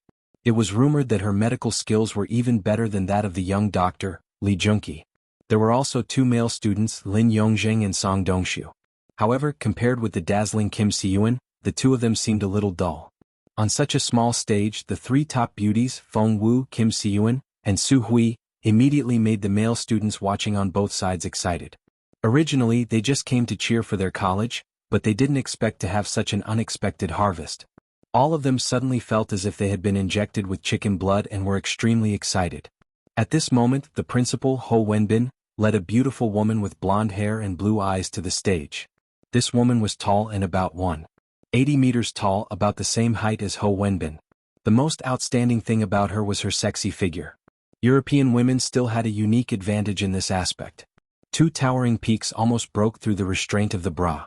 The miniskirt seemed to be unable to wrap around the perky buttocks. With the two long legs as a foil, they were incomparably eye-catching when they walked. After getting on the stage, Ho Wenbin introduced her to everyone. "This is Miss Alice, the president of the World Medical Association. This time she specially came to Wuxia to be a guest of our medical exchange. Please applaud and welcome her." After a warm applause, Alice said to the people of Shanghai Medical College and Koryo Medical College, "I'm very curious about traditional Chinese medicine and Koryo medicine. This time, I want to deepen my understanding of these two medical skills through your cultural exchange. Also, if there's anything you need me to do, just let me know." After that, she looked at the people of Shanghai Medical College and finally fixed her eyes on Qin Haodong. She said, "You must be Qin Haodong, who is known as the medical sage of Wuxia. I'm glad to see you here. James just called me and said that you would attend today's cultural exchange. I want to see how amazing your medical skills are." Alice added the word medical sage in front of the medical sage of Wuxia, which was obviously provocative. It seemed that, as James had said, the president of the World Medical Association did not agree with traditional Chinese medicine, nor did she agree with him, the medical sage. Qin Haodong smiled and said, "Miss Alice, welcome to Wuxia. I believe you won't be disappointed." After hearing the conversation between the two of them, the audience in the stands burst into an uproar. They had also realized that Qin Haodong's name was the same as the medical sage's, but they just thought it was just the same name. Who would have thought that the medical sage would come to the medical college as a freshman? Now it seemed that Qin Haodong was the famous medical sage in the field of traditional Chinese medicine. As for why he came to Shanghai Medical College, it was no longer important. What everyone was interested in was what kind of performance this medical sage would bring to them next. Whether he was worthy of his reputation or not, they would know after seeing him. Li Mingtai snorted coldly. Obviously, he was extremely dissatisfied with the title of medical sage of Qin Haodong. He said to Alice, "President, we invited you to be a guest this time because we want you to be a witness. When we exchange medical skills later, we need you to be a judge." Before the exchange began, his words were already full of gunpowder. In fact, everyone knew in their hearts that the so-called exchange was more like a challenge. Alice said with a smile, "I'm willing to serve you. I can't wait." After arranging for her to sit in the guest seat, Ho Wenbin stepped down from the stage. The exchange officially began, and the cameras under the stage were all aimed at the people on the stage. Li Mingtai glanced at the representatives of Shanghai Medical College, sneered, and then said, "In fact, I only want to elaborate on one topic in this cultural exchange. Just like the paper I published a few days ago, I think that Koryo medicine is broad and profound. Chinese medicine in Wuxia was originally a branch of Koryo medicine. I don't know what the teachers and students here think." The students watching did not know the real purpose of the delegation of Koryo medicine this time. After hearing Li Mingtai's words, they immediately became excited. If it weren't for the teachers at the scene to maintain order, there would have been a riot immediately. Ridiculous. The first to respond was another leading teacher of Shanghai Medical College, another professor of the School of Chinese Medicine, Fang Heluan, who was as famous as Su Hongba. He said angrily, "Chinese medicine belongs to Wuxia people. How can your small Koryo medicine be compared to it?" Chapter 580. Fang Heluan's temper was obviously more irritable. At this moment he was so angry that his beard was twitching and his breathing was much heavier. Even his hands were trembling. Li Mingtai sneered and said, "Teacher, we are having an academic exchange today, not shouting slogans or bickering. If you want to refute my point of view, you can give me your evidence." Fang Heluan forced himself to calm down and said, "Chinese medicine has a history of thousands of years in Wuxia. Since the birth of the Wuxia people, Chinese medicine has been around. Chinese medicine was born in primitive society. During the spring and autumn period and the Warring States period, the theory of Chinese medicine had basically taken shape. As a professor of traditional Chinese medicine, Fang Heluan's knowledge was very profound. From the birth of traditional Chinese medicine to the present, he talked incessantly, quoting classics and quoting classics. When he finished, the audience applauded warmly. However, Li Mingtai shook his head and said, "You've been talking nonsense for a long time. There's nothing substantial. You said that Wuxia culture has been around for 5,000 years, but I can say that Koryo culture has been around for 6,000 years. These empty words are useless. You claim that TKM originated from TCM, but what proof do you have?" Fang Heluan blushed and said, "Do we still need evidence?" Everyone in Huaxia knows it. After he said this, Alice, who was next to him, giggled. After laughing, she shook her head, obviously disagreeing with this statement. In the Western philosophy, everything had to be based on evidence. It was difficult for her to agree with a viewpoint without evidence as a basis. In contrast, Su Hongba was much calmer. He looked at Li Mingtai and said, "Professor Li, you just said that Chinese medicine came from Koryo medicine. What evidence do you have?" Li Mingtai said, "Of course I have evidence. Among the Chinese medicine practitioners in Huaxia, Li Shizhen is a sage, but Li Shizhen is from Koryo. This is my evidence." "Bullshit, Li Shizhen is a Huaxia man. When did he become a Koryo man? You're so shameless. Why don't you say that the whole world belongs to you?" Li Shizhen is from Huaxia, and the Compendium of Materia Medica is also from Huaxia. It has nothing to do with you. The audience on the stage was agitated, and they all condemned Li Mingtai. But the old guy seemed to have expected the situation in front of him. He was not moved at all and looked at Su Hongba with a sneer.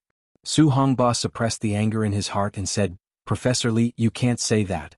Li Shizhen is a Huaxia man. When did he become a Koryo man?" Li Shizhen was originally from Koryo.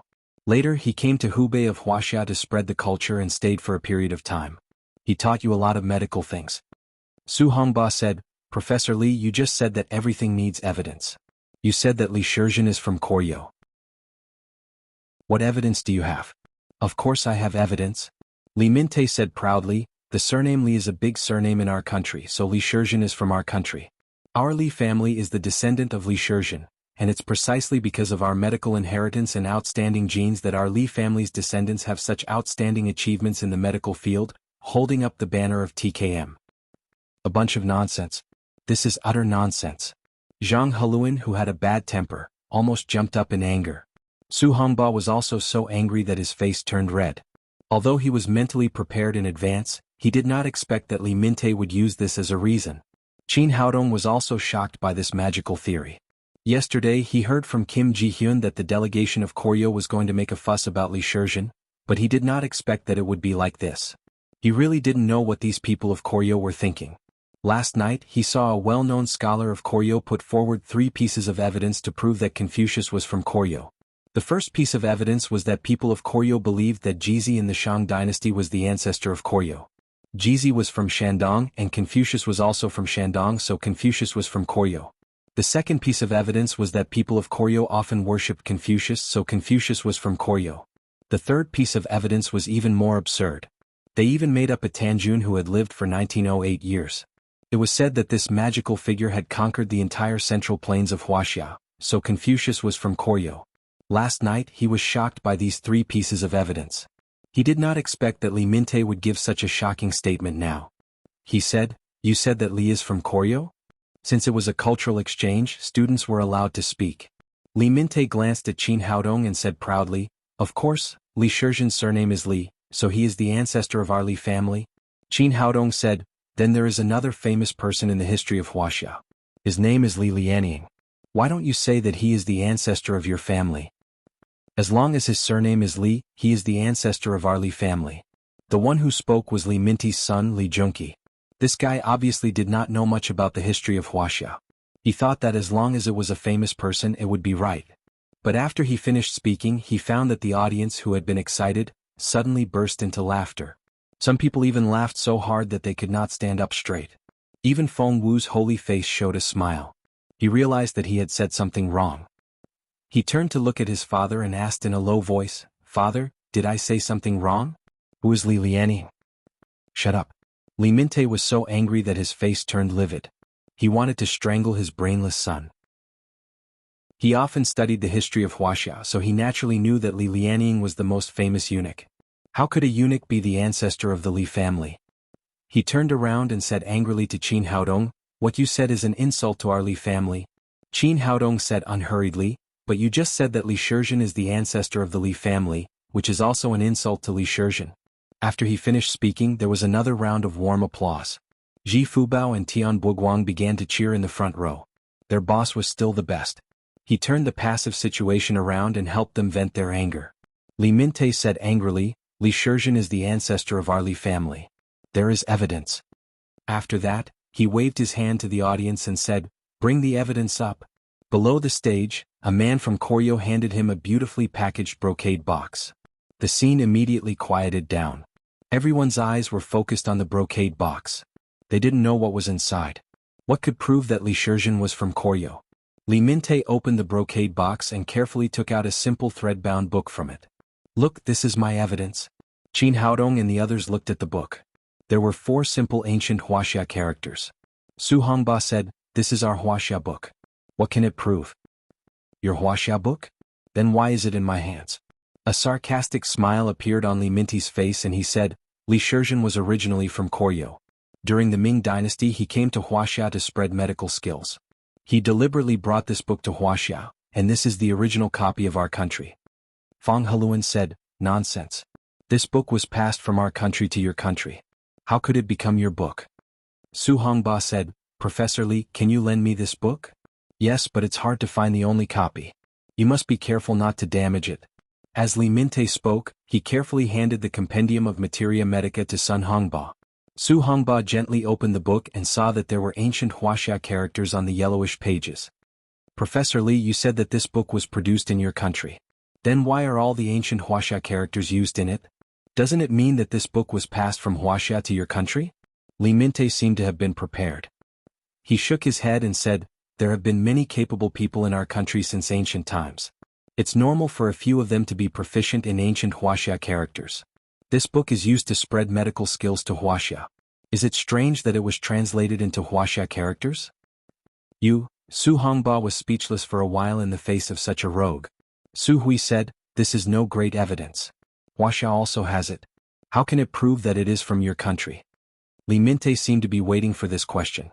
He said proudly, "Your book is different from this one. This is the original copy." After being identified by our country's archaeologist, Mr. Cho Hongxiang, this book is an antique. It was produced in the 15th century, which is the middle and late period of your Ming dynasty. Now this ancient book is in our country, which proves that it came from our country. Li Shizhen happens to be from our country, so he knows that traditional Chinese medicine is also from our country.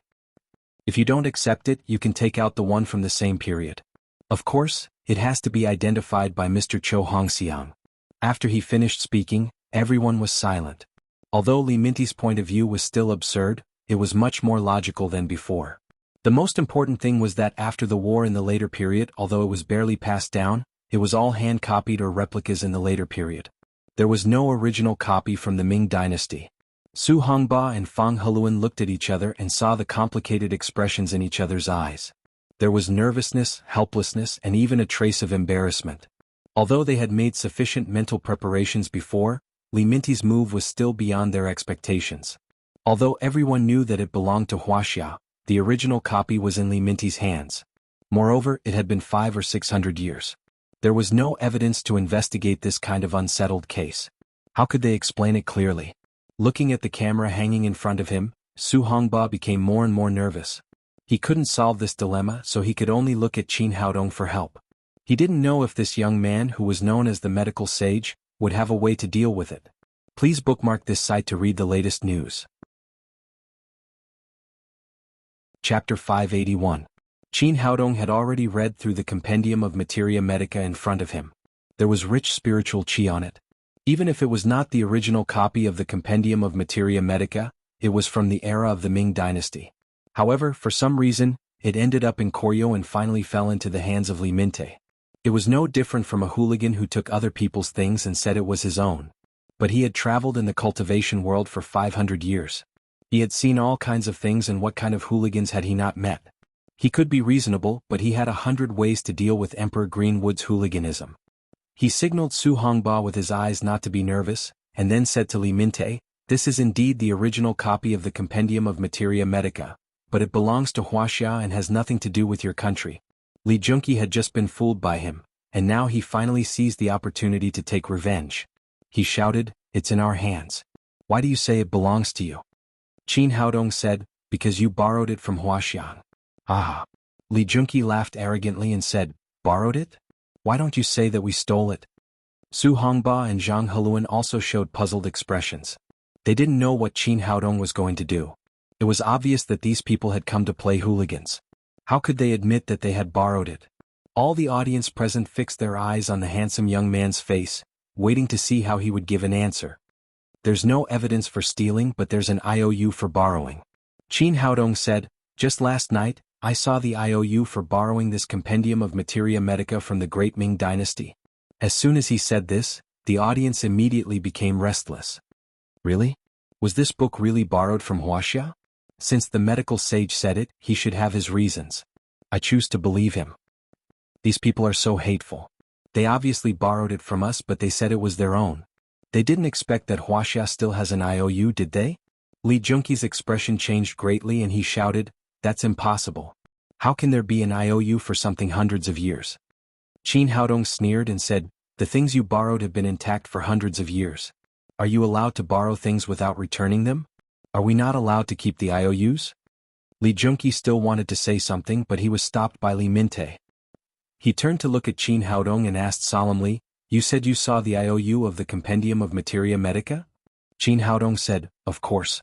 Not only is there an IOU from the Compendium of Materia Medica, but there is also a letter from Koryo to Wuxia, begging the Celestial Empire of Wuxia to help your small states and relieve the pain of your people. Hearing the sarcasm in Qin Haodong's words, Li Minte's expression changed drastically. That's impossible. Show me the evidence. Of course there is evidence. Su Hui's grandfather is an archaeology professor in the Department of History of Shanghai University. I saw this IOU from him. Qin Haodong stared at him with burning eyes and said, if I take out the receipt, should you return what you borrowed? After he finished speaking, everyone's eyes fell on Li Minte's face, and thousands of spectators immediately shouted excitedly, return it! Return it! Facing such strong pressure of public opinion and the camera in front of him, Li Minte finally felt a little embarrassed. He said, if you can take out the IOU, we will naturally return it, but your IOU must be examined by Mr. Choi Hongxiang to confirm that it is real. The reason why he said this was that, on the one hand, he was under the pressure of public opinion. On the other hand, he did not believe that Qin Haodong could really take out the IOU. Well, wait a moment. We'll be back soon. Qin Haodong took Su Hui's hand and left the venue. Therefore, because of the IOU, the exchange meeting was suspended. However, no one left. They were all looking forward to when Qin Haodong could get back the IOU of the Compendium of Materia Medica. After going out of the door, Su Hui took Qin Haodong's hand and asked, when did you see the IOU in my grandfather's house? Why didn't I see it? Qin Haodong said with a smile, there's no such thing. I didn't see it anywhere. How can this be? Su Hui said nervously, do you know that it was broadcast live in front of all the people in Wuxia? Even Koryo was broadcasting it. What if you can't take out the IOU? Are you going to admit that the Compendium of Materia Medica is theirs? Li Shizhen is theirs? Traditional Chinese medicine is theirs? Qin Haodong pulled Su Hui into the car. The original Mercedes-Benz SUV had been destroyed by the explosion. This was a new car chosen from the Zheng family, a top-grade Land Rover. As he drove, he said, don't worry, it's not a big deal. If you don't have an IOU, just make one. These people obviously came to our territory to play hooligans. Since they are hooligans, we should be more hooligans than them. Su Hui said anxiously, but the IOU they want is an antique. How can it be so easy to make? Even if you can imitate it, they have antique appraisal experts over there. It's easy to recognize it. Qin Haodong said with a smile, don't worry. I can still do such a small thing. I'm sure they won't find out. But, Su Hui was still a little worried. Qin Haodong said, don't say it but now. Do you have a better way? No, Su Hui didn't say anything. She thought of the scene just now. If Qin Haodong hadn't used this method, he wouldn't have been able to deal with Li Minte's provocation. Since there's no other way, trust me. I won't let you down. Lu Qigong's home was not far from the Shanghai Medical College. With Qin Haodong's proficient driving skills, they arrived at his home in less than 5 minutes. After they entered the house, Lu Qigong happened to be resting at home. He was practicing calligraphy in the study. When he saw the two of them, he said, isn't today the day of the cultural exchange meeting? Why are you two here? Qin Haodong briefly told him what had happened and then said, Mr. Lu, lend me your pen and ink. I'll make an IOU. Turning around, he said to Su Hui, go find a carrot, then turn on the computer and find the picture of yesterday's letter of credence. I'll see what the seal of the King of Koryo looks like and then make one according to it. At this point, Su Hui could only cooperate unconditionally. She rushed into the kitchen and grabbed a big carrot from Zhu Dongmei's hand, which was about to be cut. After hearing what he said, Lu Qigong opened his mouth wide for a long time. When he saw Qin Haodong spread out the paper, he came to his senses and said, "You kid, you're making trouble. Antiques are historical. How can they be forged so easily?" Apart from other things, all the credence letters of that period were written by Pu Dejian. His handwriting is unique. Can you learn it? As he spoke, he anxiously paced back and forth on the ground. How about this? After all, this old man has been immersed in calligraphy for 40 to 50 years. I can barely learn Pu Dejian's calligraphy. I'll write this note for you. Whether you can get away with it or not will depend on your luck. But when he turned around, he suddenly stood there in a daze as if he had been frozen. He saw Qin Haodong put the brush in his hand aside, and a piece of calligraphy had been written. Although the ink on the paper was not dry, each of the words was vigorous and vigorous. The most important thing was that it was exactly the same as what Pu Dejian had written. If there were no one else in the room, he would have thought that Pu Dejian had been reborn. Qin Haodong pointed to the receipt that had just been written on the table and said, "Sir, what do you think of my handwriting?" "That's great. That's great. It's so good. It's so fake." No. It can't be called fake at all. It's exactly the same as what Pu Dagan wrote. Lu Qigong looked at the words in front of him and asked in amazement, "Little Qin, how did you do it?" Qin Haodong said with a smile, "It's nothing. I've sold calligraphy and paintings of scholars for a few years. When I'm free I'll write one." "Amazing, you're really amazing." Lu Qigong looked at this piece of calligraphy and was amazed. He had been immersed in calligraphy for decades, but he could never reach Qin Haodong's level. He was far from it. Not only him but probably no one in Wuxia could imitate Pu Dejian's handwriting to this extent. The most important thing was that it only took Qin Haodong 1 or 2 minutes to do it. Here comes the radish. At this time, Su Hui came in with a big red radish. Qin Haodong took the radish and raised his hand to pick up the fruit knife next to him. He glanced at the photo of the letter of credence on the computer screen and turned his wrist. The fruit knife flew up and down, and it took him less than a minute to carve a seal. He took the big seal carved by the radish, dipped it on the stamp table next to him, and then printed it on the lower corner of the receipt. "It's done?" Lu Qigong craned his neck to take a look and was once again dumbfounded. He was an expert in archaeology and had amazing eyesight. If he hadn't seen the big seal carved by Qin Haodong with the radish, he would have thought that it was the seal of the Koryo nation. He was unwilling to give up, so he took the magnifying glass next to him. The result was still the same. Except that the ink was not dry, he couldn't find any flaws. He felt that he was about to collapse. He asked with a stiff expression, "Little Qin, how did you do it?" Qin Haodong said with a smile, "It's nothing. I learned cooking for a few years in my spare time. I'm good at carving." Su Hui also sighed and said, "I'm really curious. Is there anything you can't do?" "Yes." Qin Haodong said thoughtfully, "It seems that I can't do things like giving birth."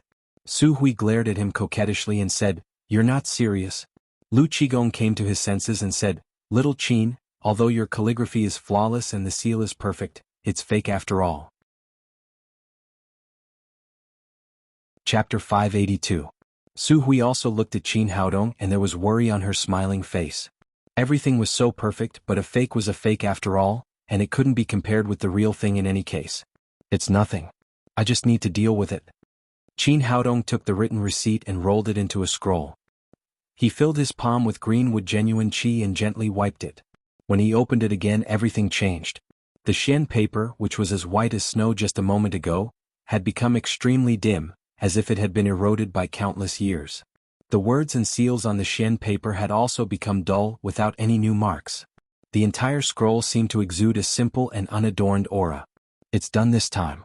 What do you think, Mr. Qin?" Qin Haodong said and put the receipt in front of Lu Qigong again. At this time, Lu Qigong's face was dull, his lips were trembling, and his outstretched hands were also trembling. He took the scroll that Qin Haodong had just made in his hand and looked at the note in front of him. His eyes were filled with shock, extreme shock. He was an authority in the Department of Archaeology and an expert in this field all over the country. The letter that had just been taken out of Wei Zhongxian's tomb was personally identified by him. However, no matter how hard he tried, he couldn't find any flaws in the fake that Qin Haodong had just made. If he hadn't seen it with his own eyes, he would have really thought that it was an antique that had been excavated from the tomb. Qin Haodong didn't stay idle. When Lu Qigong was shocked, he made another letter from Koryo to the Ming dynasty. The two things were more convincing when they were put together. When he was done, Lu Qigong came back to his senses from the shock. Looking back at the handsome young man, he felt that his outlook on life had collapsed. What kind of genius was he? He couldn't find any flaws in the antique that he made casually. Little Qin, how did you do it? Lu Qigong asked this somewhat naive question again. Qin Haodong said with a smile, haven't you seen it? The handwriting is good, the carrot is good, and I've been selling fake antiques for several years. That's it. Lu Qigong couldn't help asking, what the hell do you do? Aren't you a doctor? Why have you been doing everything for several years? Being a doctor is my main job and other things are my hobbies. Qin Haodong said with a smile, well, the old man is still waiting for us. We have to go back as soon as possible. Wait a minute, I'll go with you and have a look. Lu Qigong followed them into the car. He was curious to see how Qin Haodong would play tricks on these Koryo people. When the three of them reappeared in the auditorium of the Shanghai Medical College, the audience immediately became restless. Everyone's eyes fell on the two scrolls in Qin Haodong's hands. Seeing that Qin Haodong was really holding something in his hand, Li Mingtai immediately became nervous. Could it be that what this young man said was true? Did Koryo really give the Ming dynasty an IOU? Qin Haodong's thought. Li Junqi said in a low voice, Father, I guess the thing in this kid's hand must be fake. Fortunately, we brought Mr. Cho Hong Song, an antique appraisal expert. He will definitely see through this kid's trick. Li Mingtai nodded. In order to prove that his compendium of Materia Medica was authentic at the cultural exchange meeting, he specially invited Choi Hongxiang, an authoritative figure in antique appraisal in Koryo. As soon as the father and son said this, Choi Hongqing, who was sitting in the audience, stood up and quickly walked up to Qin Haodong. He said respectfully to the old man beside him, Teacher, why are you here? When they got outside, Lu Qigong was still an expert. He nodded slightly and said, It's okay. I just came to have a look. It turned out that Cho Hongxiang used to be a graduate student at Shanghai University and a student of Lu Qigong. 80% of his antique appraisal skills were learned from him. Li Jungxiang said, What's going on? How does Mr. Cho know that old man? Li Mingtai said, Don't worry about it. Mr. Cho Hongxiang has always been known for his fairness. Even we can't affect the result of his appraisal. Lu Qigong thought for a moment and said to Cho Hongxiang, Come with us. We may need your appraisal later. He knew that Koryo would not easily believe Qin Haodong's words, so they would definitely appraise this IOU. The four of them went on the stage together. Qin Haodong said to Li Mingtai, I've brought it. Turning around, he said to Alice, President Alice, please be a witness. Su Hongba and Fang Heluan also looked at Qin Haodong's hand. They looked nervous, worried, and excited. After that, he put the scroll in his hand on the table and slowly opened it. The cameraman who was doing the live broadcast next to him quickly turned the camera around, for fear of missing a single detail. After unfolding the scroll, Qin Haodong said, This is the letter from your country to the Ming dynasty. Professor Li, with your research on the Compendium of Materia Medica, you should know these ancient Wuxia characters, right? Li Mingtai looked at the scroll with a serious expression. He was indeed proficient in ancient Wuxia characters, so he soon understood the content. The general idea was that the medical skills of Koryo were backward. They begged the Ming dynasty to lend them medical works such as the Compendium of Materia Medica to help the people of Koryo relieve their pain. If this letter was true, it meant two things. First, Koryo was a dependent country of the Ming dynasty. Second, they borrowed the Compendium of Materia Medica from Wuxia. Qin Haodong opened the second scroll and said, Look at it again. This is the IOU for borrowing the Compendium of Materia Medica. Li Mingtai looked over. It was indeed a IOU, indicating that Koryo had borrowed the Compendium of Materia Medica and other medical works of the Ming dynasty. This can't be true. As a doctor, he knew very well who the Compendium of Materia Medica belonged to, but he was sure that Wuxia would not leave any relevant evidence. There was no way to prove that the Compendium of Materia Medica came from Wuxia. He never dreamed that this young man would make an IOU. Qin Haodong said unhurriedly, Professor Li, didn't you bring an expert here? You can ask him to identify it. Li Mingtai turned to look at Choi Hongxiang and said, Mr. Choi, this thing must be fake. Please identify it. Choi Hongxiang said, I can identify antiques, but I'm only responsible for the identification. I won't participate in your debate. And before I give you the result, please don't jump to conclusions. Li Mingtai smiled awkwardly. This stubborn guy didn't save him any face in front of so many people. Mr. Choi, you're right. Whether it's true or not, it depends on your identification results. Choi Hongxiang nodded and turned to Lu Qigong and said, "Teacher, why don't you come with me?" Lu Qigong shook his head and said, "This is a Wuxia thing, and it's also my collection. It's not convenient for me to identify it. It's better for you to do it. Teacher, your character is my role model. I've been working hard to learn from you all these years." Then Choi Hongxiang took out the white gloves, magnifying glass and other tools he carried with him and began to identify it. Lu Qigong had a good reputation in the field of antique identification. He was fair and did not show favoritism. Choi Hongxiang had inherited this quality in Koryo. He was meticulous in the identification of antiques and would not let any reason affect his conclusion. Even if it was Lu Qigong's collection, if he thought it was fake, he would point it out in public without any hesitation. He came to the two scrolls and began to look at them carefully. When he saw the handwriting on the scrolls, he immediately exclaimed, "My God, this is the authentic work of Mr. Pu Daegun." Li Minte had a bad feeling and asked, "Mr. Choi, are you sure?" "Of course I'm sure." Choi Hongxiang said solemnly, "Mr. Pu Daegun is a master of calligraphy in our country. I've taken him as my idol since I was a child. I've studied his calligraphy for many years. His calligraphy is not only strong and powerful, but also light and elegant. It's very spiritual and unique. I believe that no one else in the world can write this kind of calligraphy. There is a painting of Mr. Pu Daegun hanging in my room, which is exactly the same as the words on it.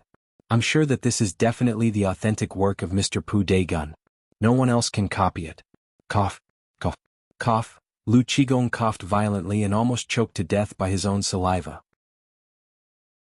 If his students knew that Qin Haodong had only spent a few minutes to write this piece of calligraphy, what would they think? Choi Hongxiang turned to look at him and asked, "Teacher, is there anything wrong with what I said?"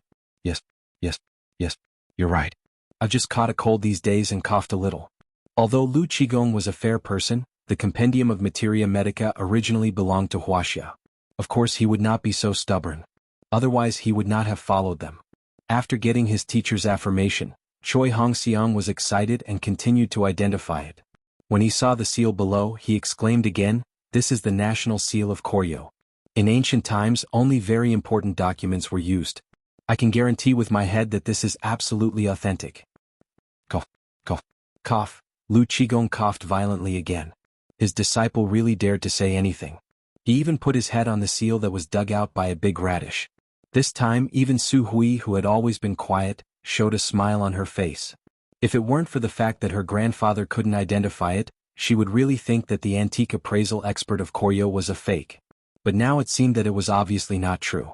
It could only show that Qin Haodong's technique was so brilliant that it was almost to the realm of passing off the fake as the real one. He used a radish to deceive the two experts of Wuxia and Koryo. Of course Choi Hongxiang didn't know this. He turned his head and said, "Teacher, I know you are very dedicated, but you must pay more attention to your health." "I will." Lu Qigong covered his mouth and said. Choi Hongxiang turned around and carefully identified the two scrolls again. After a full 10 minutes, he raised his head and said, "My appraisal results are out."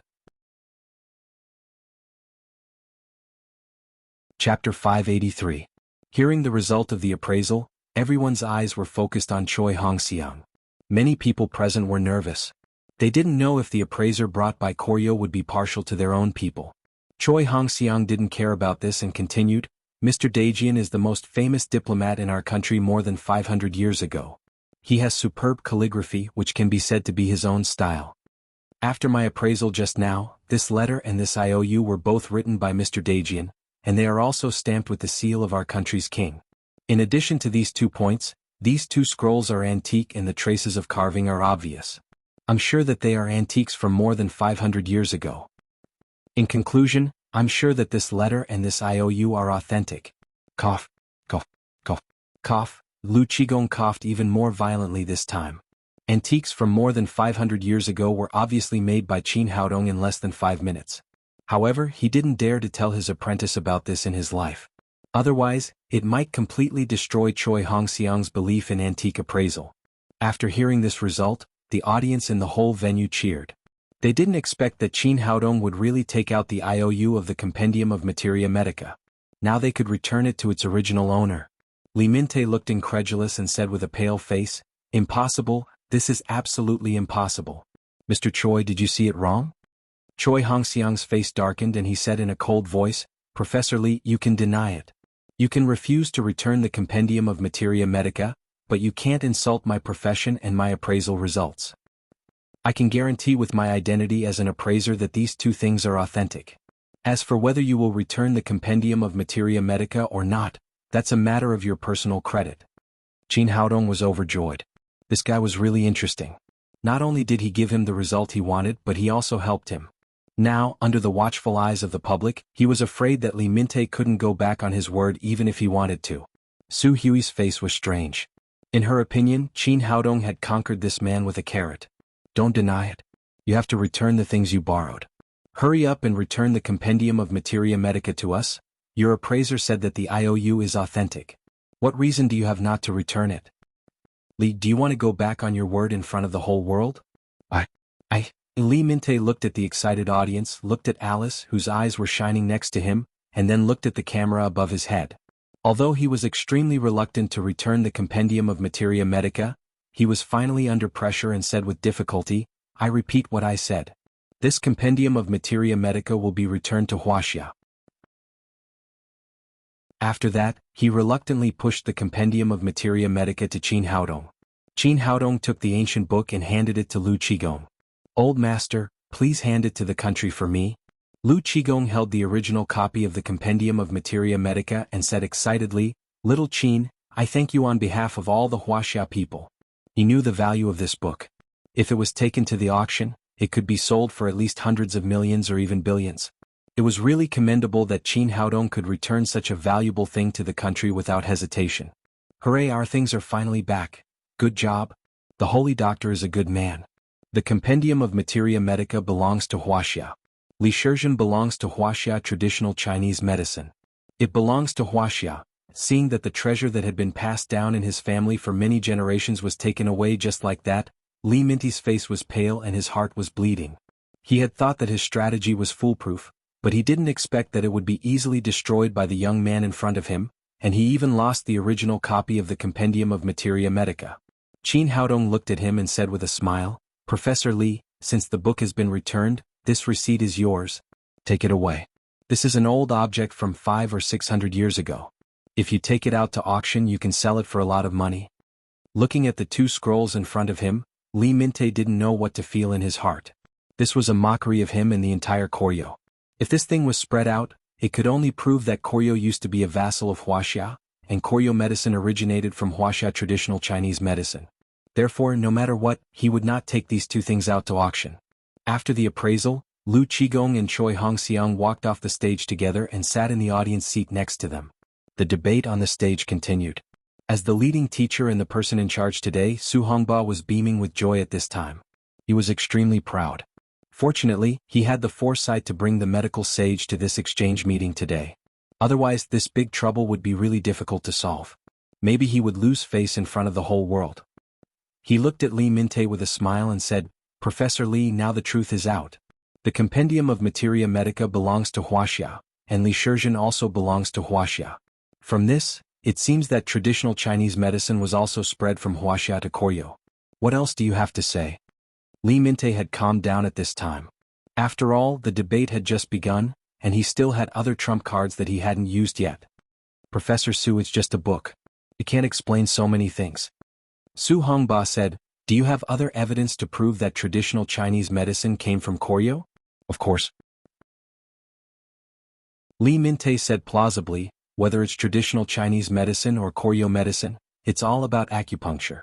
Among these four words, needle ranks first, which shows the importance of acupuncture. And now I can prove that acupuncture came from our country. Su Hongba frowned. As everyone knew, acupuncture was a part of traditional Chinese medicine. How could it be from Koryo? He said, Professor Li, you can't talk nonsense. What evidence do you have? Of course I have evidence. Li Mingtai said and shouted to the audience, bring it up. After receiving his order, several young people from Koryo Medicine University carried a heavy wooden box to the stage. Everyone was very curious. This box looked so heavy. They didn't know what was inside. What did it have to do with acupuncture? They put the box in the middle of the stage and then removed the outer packaging. A simple and magnificent bronze statue appeared in front of everyone. Su Hongba and Fang Heluan suddenly stood up, and Lu Qigong, who was under the stage, was also shocked. He exclaimed, This is the acupuncture statue. Li Mingtai glanced at Su Hongba and said proudly, Yes, this is the acupuncture statue produced by our country. It has a history of about 500 or 600 years. This is the crystallization of our country's Koryo medicine, and it's also the best proof of our great achievements in acupuncture. Nonsense. Fang Heluan shouted, Everyone knows that this acupuncture statue belongs to our Wuxia. In the 5th year of Tianqing in the northern Song dynasty, Emperor Renzong of Song ordered Hanlin Academy medical officer Wang to make an acupuncture statue. Its height was similar to that of a normal adult. The front and back sides of the chest and back could be used to connect the internal organs. The surface of the statue was engraved with acupoints, and the names of the acupoints were engraved next to them. At the same time, the acupoints on the surface of the statue were sealed with yellow wax and water was poured into them. If the acupoints were accurately chosen, the water would flow out. If the acupoints were not chosen correctly, the needles would not be able to pierce through. In the Ming dynasty, there were also bronze statues made for acupuncture. They were ordered by Emperor Yingzong of the Ming dynasty to imitate the bronze statues of the northern Song dynasty. They were made in the 8th year of the Ming dynasty. However, due to the long passage of time and the chaos of war in the later period, these bronze statues were all lost and their whereabouts were unknown. Your bronze statue was passed down from our country. How could it be made in your country? Are you kidding me? Li Mingtai said, This acupuncture statue was made by the ancestors of our Li family. It's the embodiment of the acupuncture skills of Koryo medicine. It has nothing to do with your country. As far as I know, there are similar acupuncture bronze statues in the Museum of Wuxia, but they are hundreds of years later than mine. The so-called acupuncture bronze statues in the Song dynasty are just a legend. There is no evidence at all. I guess the technology of making acupuncture bronze statues came from our Koryo Guoxue. Qin Haodong was amused. Li Mingtai was really simple-minded. He took the treasure of Wuxia and then made a false accusation. Couldn't he change the method? Su Hongba said, Don't talk big. Don't you see that the acupoints on this acupuncture statue are marked with ancient Wuxia characters? So what? These are the kind ancestors of our Li family. They used Wuxia characters in order to make it convenient for you people to learn. Li Mingtai sneered and said, Do you want to say that it was borrowed from your country again? If you have the ability, take out another loan receipt. He originally wanted to take this opportunity to ridicule Su Hui to express his dissatisfaction just now, but as soon as he finished speaking, he heard Qin Haodong say, Yes. I really saw the loan receipt for the acupuncture statue at Mr. Lu's house just now, so I brought it here. It's in the car now. I'll go get it now. After that, he stood up and walked quickly out of the venue. Li Mingtai was suddenly dumbfounded. He just said it casually, but he didn't expect that Qin Haodong really had a loan receipt. How was this possible? Had his ancestors gone mad? It was one thing to borrow things from Wuxia, but why did they leave a loan receipt for everything? Cui Hongxiang said to Lu Qigong, Teacher, is what he said true? Do you still have the loan receipt for the acupuncture statue? Where did you get such a valuable treasure? Lu Qigong was speechless. When he just came out, Qin Haodong had brought his ink, paper, and inkstone as well as the carved radish. He said that it might be useful, but he didn't expect that it would really be useful now. He didn't get in the car to get it, but to make it. Not to mention the loan receipt for the acupuncture statue, no matter what Li Mingtai took out today, as long as it belonged to Wuxia, Qin Haodong could take out the loan receipt. He smiled embarrassedly and said, I got it by chance from a street stall. Cui Hongxiang sighed and said, Wuxia is really a big country with abundant resources and a long culture. You can find such good things from a street stall. Our country can't do that. There are not many cultural relics, and there are even fewer good things that we can find. Chapter 584. Lu Qigong thought to himself, with Qin Haodong, no matter what kind of treasure it is, I don't need to go to the stall. I can make it in the kitchen at home. This time passed faster. Only 3 or 4 minutes later, Qin Haodong came in from the outside with a painting scroll. Back on the stage, he spread the painting scroll on the table and said to Li Mingtai, Professor Li, take a look. This is the receipt that Koryo borrowed from Wuxia. Do you want to invite Professor Choi to come up and check it? Li Mingtai looked at the receipt on the table. The scroll looked very simple. It was exactly the same as the one just now, but the content had been changed. The borrowing of the Compendium of Materia Medica was replaced by the borrowing of the acupuncture bronze statue, which was still stamped with the king's seal. He really couldn't figure out where this receipt came from. If it was fake, even he wouldn't believe it. Could Qin Haodong have foresight and make a fake one in advance to wait for him here? Although he knew that there was a kind of person who was good at counterfeiting antiques, it would take at least a few days or even a few months to make an antique. It was impossible to make a fake antique in a few minutes.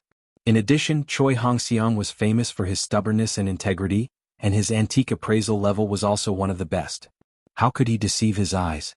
Now that the receipt was in front of him, he didn't have time to think about it.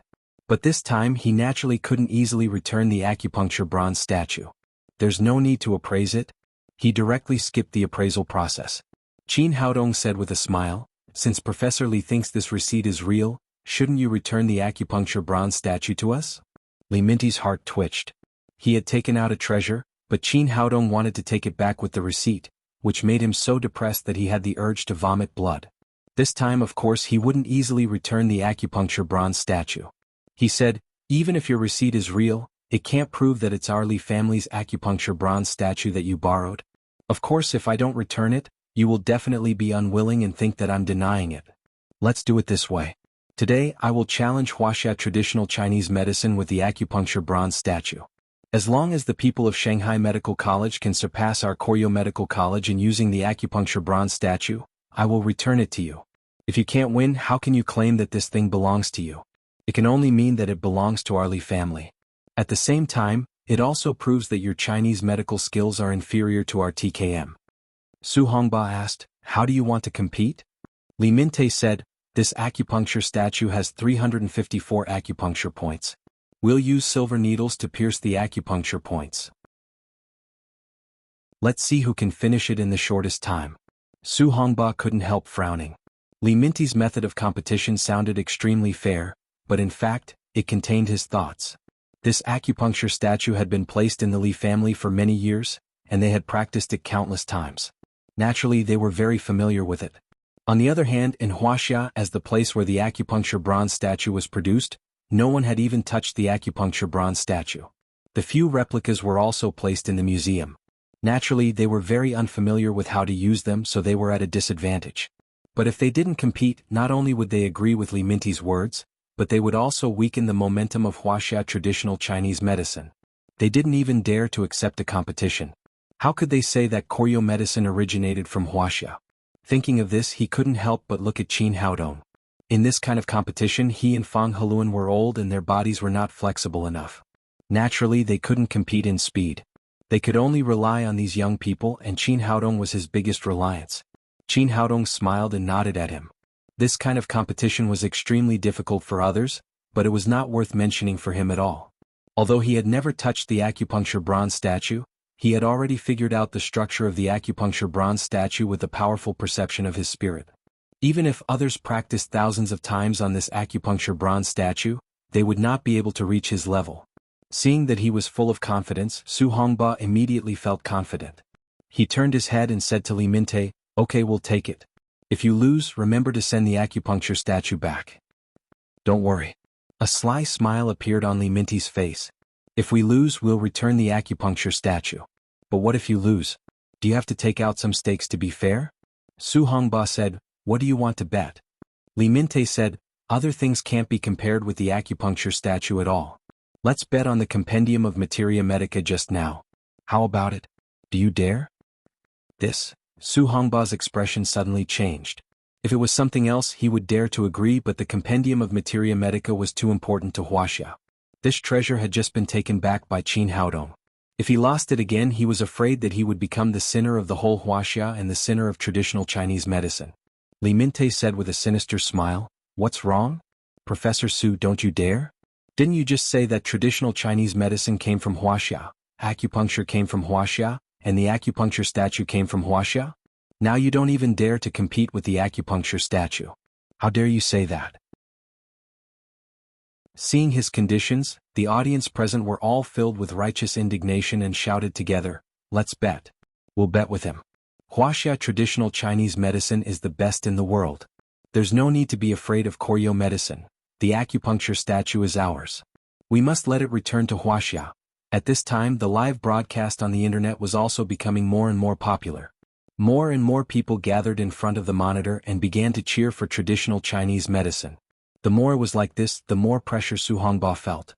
Qin Haodong saw his dilemma and said, "No problem. We'll bet with you." Li Mingtai said, "You're just a student. Can you represent Shanghai Medical College? Can you represent Wuxia?" Su Hongba took a deep breath, calmed his excited mind and said, "Yes, Qin Haodong's meaning is my meaning as well as the meaning of our Wuxia traditional Chinese medicine. We'll bet with you. If you win, you can take away the original copy of the Compendium of Materia Medica. If you lose, you leave the acupuncture statue." "Well, it's a deal." Li Mingtai seemed to have been prepared. He took out a stopwatch from his pocket and handed it to Alice. "President Alice, please be a witness for us and be a referee." "Okay, it's a great honor." Alice was very excited. The bronze statue full of holes had aroused her interest. "I've long heard that acupuncture is very magical. Today I can finally see it." Li Mingtai introduced the rules of the competition to her in detail, explaining what it meant to have mercury in the needle. Then the competition officially began. The first to appear was Li Junqi from Koryo. As the son of Li Mingtai, he was known as the little medical sage in Koryo. He had practiced on this acupuncture statue countless times. He was extremely confident in this competition, so he was the first to rush up to show his strength. Li Junqi came to the acupuncture statue and took out a 4-inch-long needle from the needle bag. Then he took a deep breath and got rid of the distracting thoughts in his mind. Then he held the silver needle upside down on his fingertips. He held the needle with his right thumb, index finger and middle finger in a steady style. As the notary and referee, Alice stood next to the acupuncture statue. When Li Junqi signaled that she was ready, she shouted, "Start." At the same time, she pressed the timer in her hand. Before that, all the muscles in Li Junqi's body were tense. After hearing the shout, he immediately pounced on the acupuncture statue like an agile leopard. He moved like lightning, and the 4-inch-long needle in his right hand pierced an acupoint of the acupuncture statue. This needle was not only fast but also moderate. After the needle was pierced, he didn't even look at it. He picked up the needle and pierced the next acupoint again. After he pulled out the silver needle, a thin stream of mercury flowed out of the acupoint. Next, Li Junqi moved the needles like the wind, and his movements were swift. His footsteps were like butterflies arranging flowers, both beautiful and fast. The 4-inch big needle in his hand seemed to have grown eyes. Every needle was accurately inserted into the acupoints. Not a single needle hit the wall, nor did it miss. When he finished the competition and stood aside, mercury flowed out of all 354 acupoints on the acupuncture statue. Alice shouted to stop, looked at the stopwatch in her hand and said to the crowd, "Mr. Li Junqi's time is 120 seconds. The audience present burst into an uproar. They were all medical students, so they knew how fast acupuncture was. No one expected Li Junqi to be so fast. He pierced 354 acupoints in 120 seconds, which was almost 3 needles per second. His speed was extremely fast. Although many people hated the provocative behavior of the Koreans, many people couldn't help applauding for his wonderful performance. Li Junqi put away the silver needles with a proud face. He glanced at Qin Haodong next to him and sneered, "Not everyone can be called medical sage. You have to have real skills. If you can't do what I did, you don't deserve this title at all." His father, Li Mingtai, was called the medical sage and he was called the little medical sage. Qin Haodong was also called the medical sage, which made him extremely dissatisfied. It seemed that he was a generation younger than him, so he took the initiative to provoke him. Qin Haodong just smiled at his provocation and didn't even pay attention to him. Not to mention Li Junqi, he didn't even take Li Mingtai seriously. Li Junqi suddenly felt that he had punched the air, and he felt very uncomfortable. He turned around and shouted to Su Hongba and the others, "I'm done. Now it's your turn." Su Hongba frowned and whispered to Fang Heluan, who was next to him, "I didn't expect that this guy from Koryo has some skills. He can practice the acupuncture statue to this level." These two people were the masters of the school of Chinese medicine. In contrast, Fang Heluan's acupuncture skills were better. He stood up and said, "I'll give it a try." Su Hongba said, "Why don't we let the young people have a try?" "No, I don't believe that I will lose to them." After Fang Heluan said that, he stubbornly walked toward the acupuncture statue.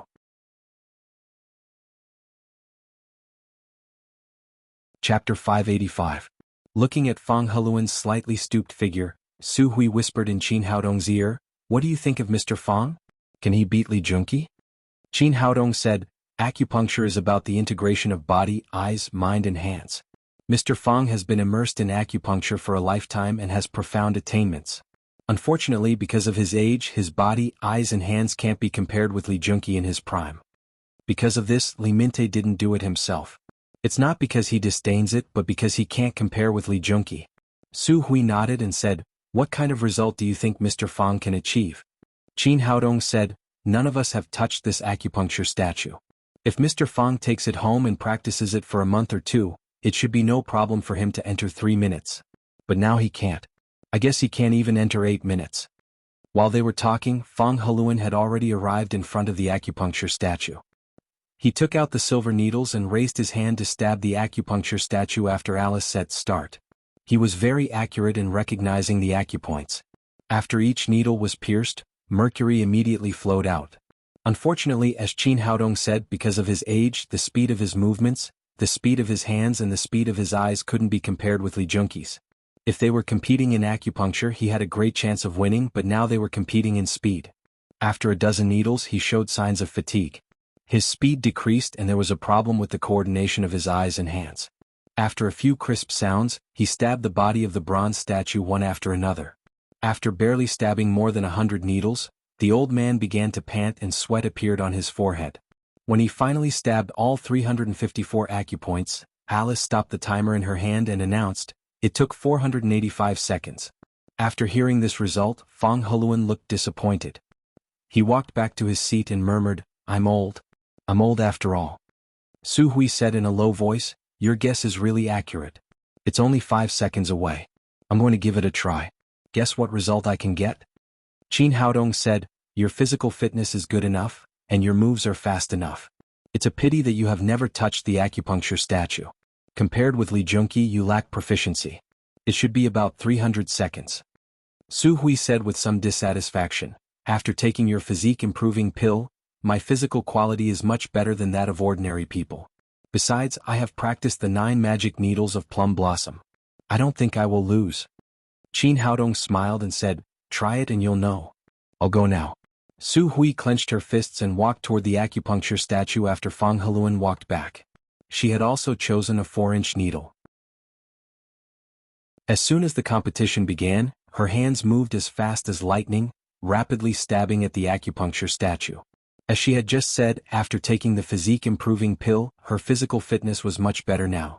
Through the practice of the 9 magic needles of plum blossom, her speed was fast enough, but unfortunately she lacked proficiency. If she was given half a month to practice, she would at least not lose to Li Junqi. Unfortunately, she couldn't do it now. In comparison, she was still much slower. When she finished stabbing 354 acupoints, Alice stopped the timer and announced, 296 seconds. Su Hui shook her head in annoyance and stepped back to Qin Haodong's side. She said dejectedly, "I lost."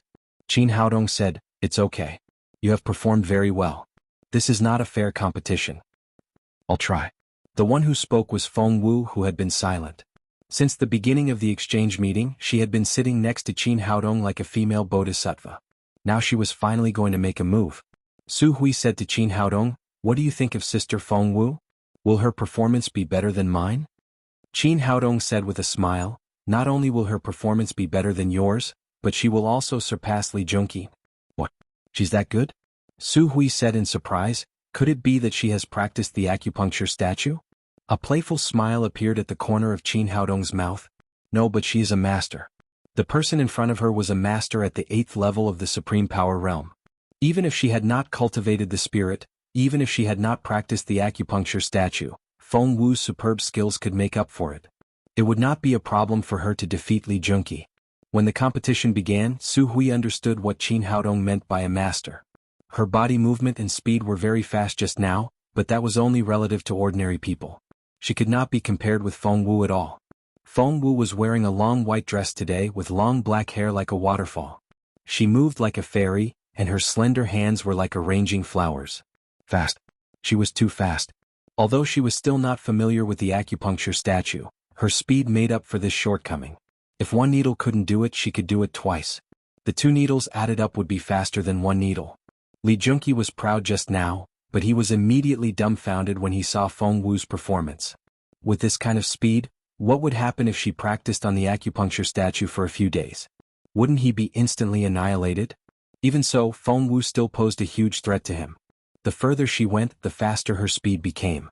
The audience immediately burst into thunderous applause.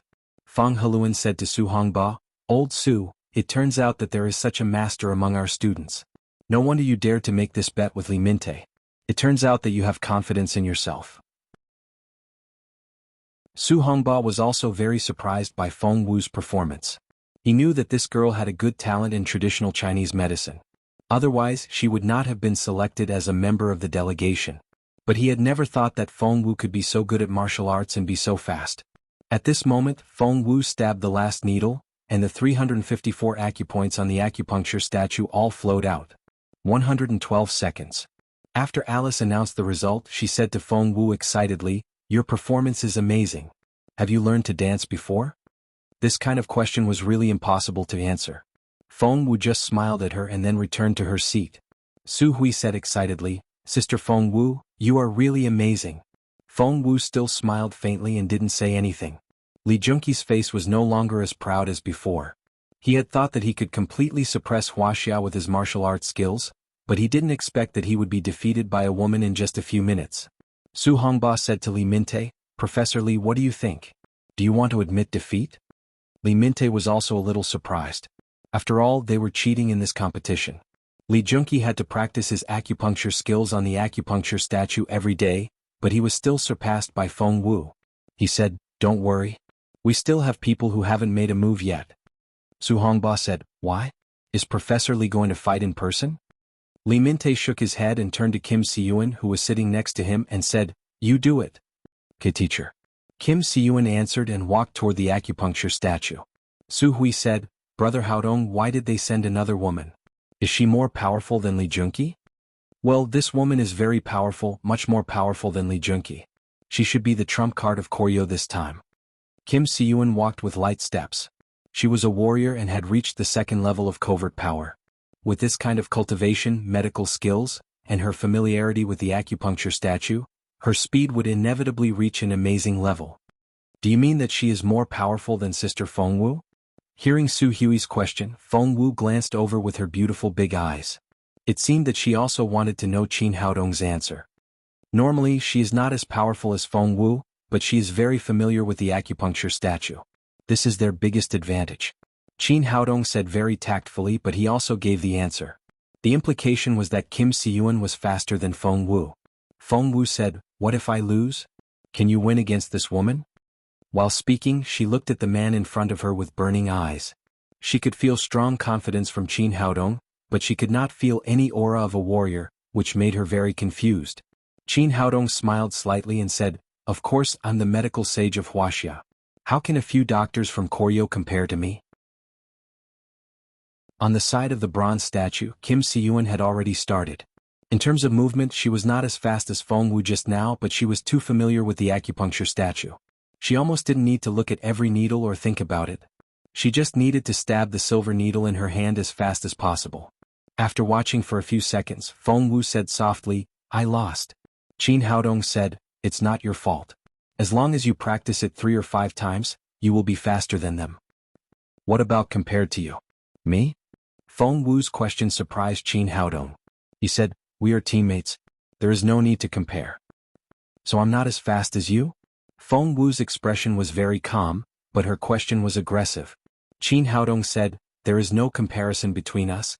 "What? Do you look down on women?" "No, I don't have the guts." Qin Haodong smiled and said, "Because I'm older than you." He was telling the truth. His spirit, which had been cultivated for 500 years, was naturally not comparable to Feng Wu. However, no one could understand the hidden meaning. As she spoke, Kim Siyuan's speed became faster and faster. Her expression was cold, and the silver needle in her hand flew up and down. Every time it moved, it would bring out a mercury column. Soon, she pierced the last needle and ended the competition. Alice pressed the stop button, and then her mouth opened wide in surprise. "Oh my God, that's too fast. 101 seconds. Oh my God, how could she be so fast? How did this woman practice?" She was only 1 second away from entering 100 seconds. Isn't this too exaggerated? It's over. Is there any hope for Wuxia? Don't be discouraged. Our medical sage hasn't made a move yet. At this time, the competition had entered a white-hot stage. Under the attention of thousands of people, Qin Haodong stood up and walked toward the acupuncture statue with a smile on his face. His footsteps were very calm, as if he was not going to compete, but to receive an award. Chapter 586. Seeing Qin Haodong on the stage, Alice said, "Dear medical sage, are you finally going to fight? James said that you are his teacher and he highly admires your medical skills. I'm really looking forward to your performance." Qin Haodong said, "Don't worry, I won't let you down." Kim Siyuan just put away her silver needles. She turned around and said to Qin Haodong, "Wuxia man, you can't beat me." Qin Haodong smiled and said, "Then you'll be disappointed." Kim Siyuan snorted coldly and turned to walk off the stage. When Qin Haodong came to the acupuncture statue, Alice said, "Medical sage, can we start now?" President Alice, you might not know this, but this acupuncture bronze statue came from Wuxia. Acupuncture was also created by our ancestors. If we were to compete with them like this, I think we're bullying them. So, we have to increase the difficulty. While speaking, Qin Haodong took out a black silk from his pocket and covered his eyes. As a Chinese medicine practitioner, he wanted to defend the dignity of Chinese medicine. Today he not only wanted to defeat these provocateurs of Koryo, but also wanted to make them despair and completely lose the courage to challenge. After the previous few games, everyone had already known the difficulty of the acupuncture statue. Many people still had hope for Qin Haodong, but when they saw that he had covered his eyes, the audience suddenly burst into an uproar. "Oh my God, will he die if he doesn't act tough? Didn't he see how fast the woman in front of him is? He even covered his eyes. How can he win? What do you mean? What does he mean? Is he looking for trouble? Is the medical sage crazy or is he going to throw the game? The holes on the acupuncture statue are so small. How can he stab with his eyes covered?" Li Junqi glanced at him and suddenly laughed. "Is this what the Wuxia people called looking for trouble? How can he compete with his eyes covered? What's the point of competing? Such a person has the nerve to call himself a medical sage. I think he should be called a moron." Kim Siyuan shook her head slightly. Originally, she felt a trace of danger from Qin Haodong, but now it seemed that she had thought too much. How could such an arrogant person defeat her? But at this moment, a scene that shocked them even more appeared. Qin Haodong actually took out 2 4-inch-long needles from the needle bag. He held one in each hand and held the needles with both hands. Seeing this scene, Fang Heluan shouted, "What is this kid doing? Was he playing to the gallery? I've practiced medicine for so many years, but I've never seen anyone who can use needles with both hands." He had just experienced the difficulty of the acupuncture bronze statue. It was already very difficult to beat Kim Siyuan in a normal competition, but this guy was still increasing the difficulty. What was he trying to do? It's fine for young people to like to show off, but you have to have the strength to do so. Otherwise you'll just make a fool of yourself. Su Hongba's face also became ugly. Originally, he had high hopes for Qin Haodong, so he once again put the mother copy of the Compendium of Materia Medica on him. But now Koryo had shown amazing strength.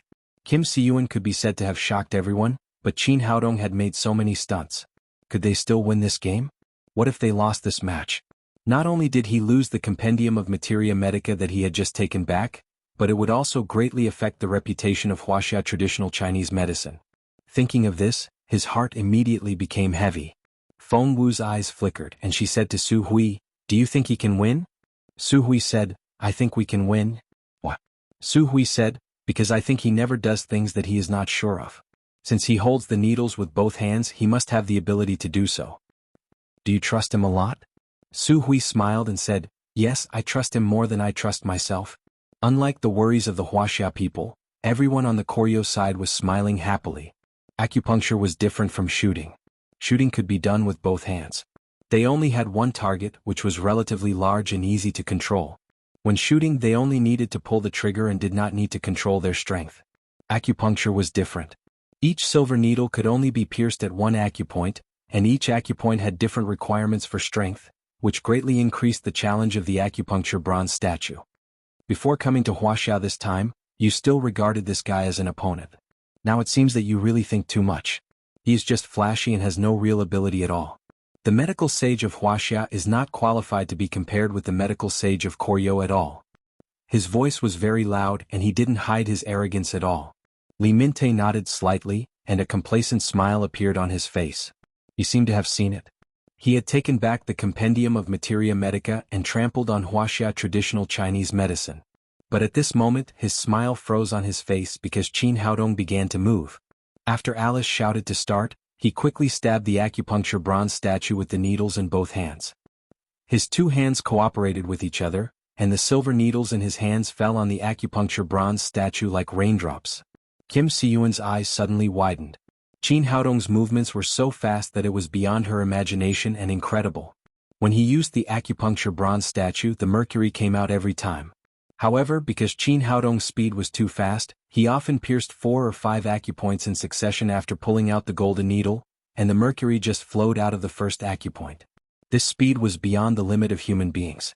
Although he was blindfolded, he had a powerful spirit. He had already seen the acupoints of the acupuncture bronze statue clearly. All he needed to do was to send the silver needles in. It was also because of the spirit that he had the confidence to use needles with both hands. Is he still a human? Not only Kim Si-yuan but all the people present who knew acupuncture were stunned. It should be known that the acupuncture bronze statue was exquisite. Each acupoint had an extremely accurate requirement for strength. If the strength was too strong, the mercury would not flow out, and if the strength was too weak, there would be no reaction. However, Qin Haodong was blindfolded, and his hands were moving left and right. Not only could each needle accurately pierce into the acupoints, but the strength was just right. Each needle could bring out a stream of mercury. It was not an exaggeration to call this kind of technique a divine skill. Through the live broadcast on the internet, the audience from all over the world looked at the screen in front of them with dull eyes. Because Qin Haodong's movements were so fast, they could only see his hands turning into shadows. They couldn't see what was going on at all. This kind of speed was really shocking. However, there was not much time left for them to be shocked. Soon, Qin Haodong had pierced 354 acupoints. When he withdrew the silver needles, the mercury slowly flowed out of the last few acupoints, which showed how fast he was. Alice pressed the stop button of the timer and announced with a shocked face, "Mr. Qin's result is 51 seconds. In an instant, the audience quieted down. 51 seconds was such a shocking number. Kim Si-yuan's performance just now had already amazed the audience, but Qin Haodong's speed was almost twice as fast as hers. "Dear Qin, you're so great.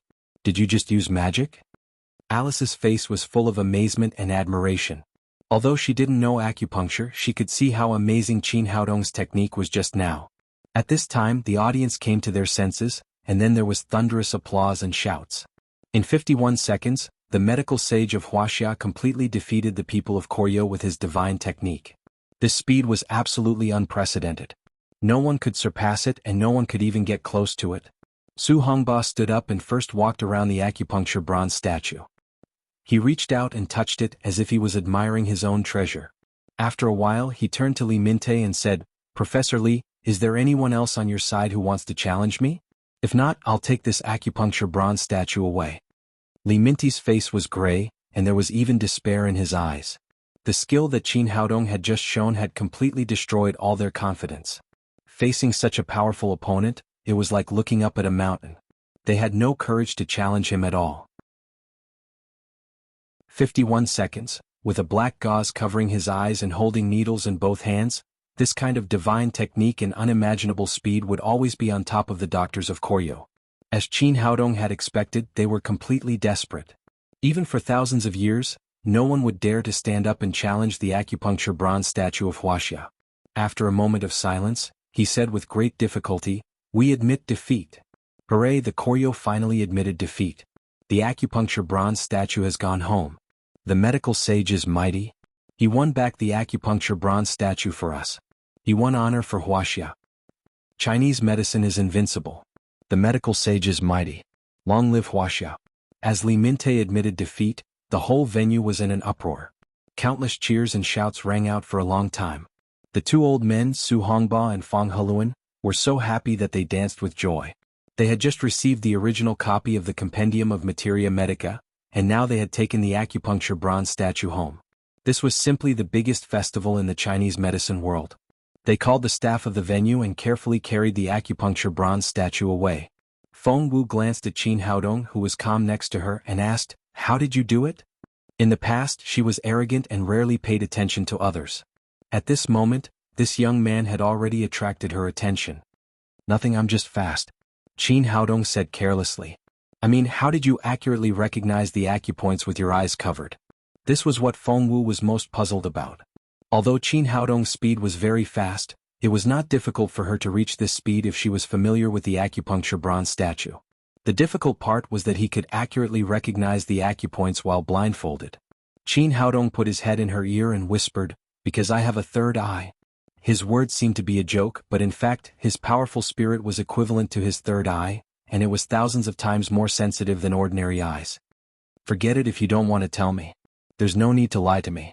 It was the first time in Feng Wu's life that a man was so close to her. Feeling the breath in her ear, she couldn't help blushing. Feeling shy, she didn't ask any more questions.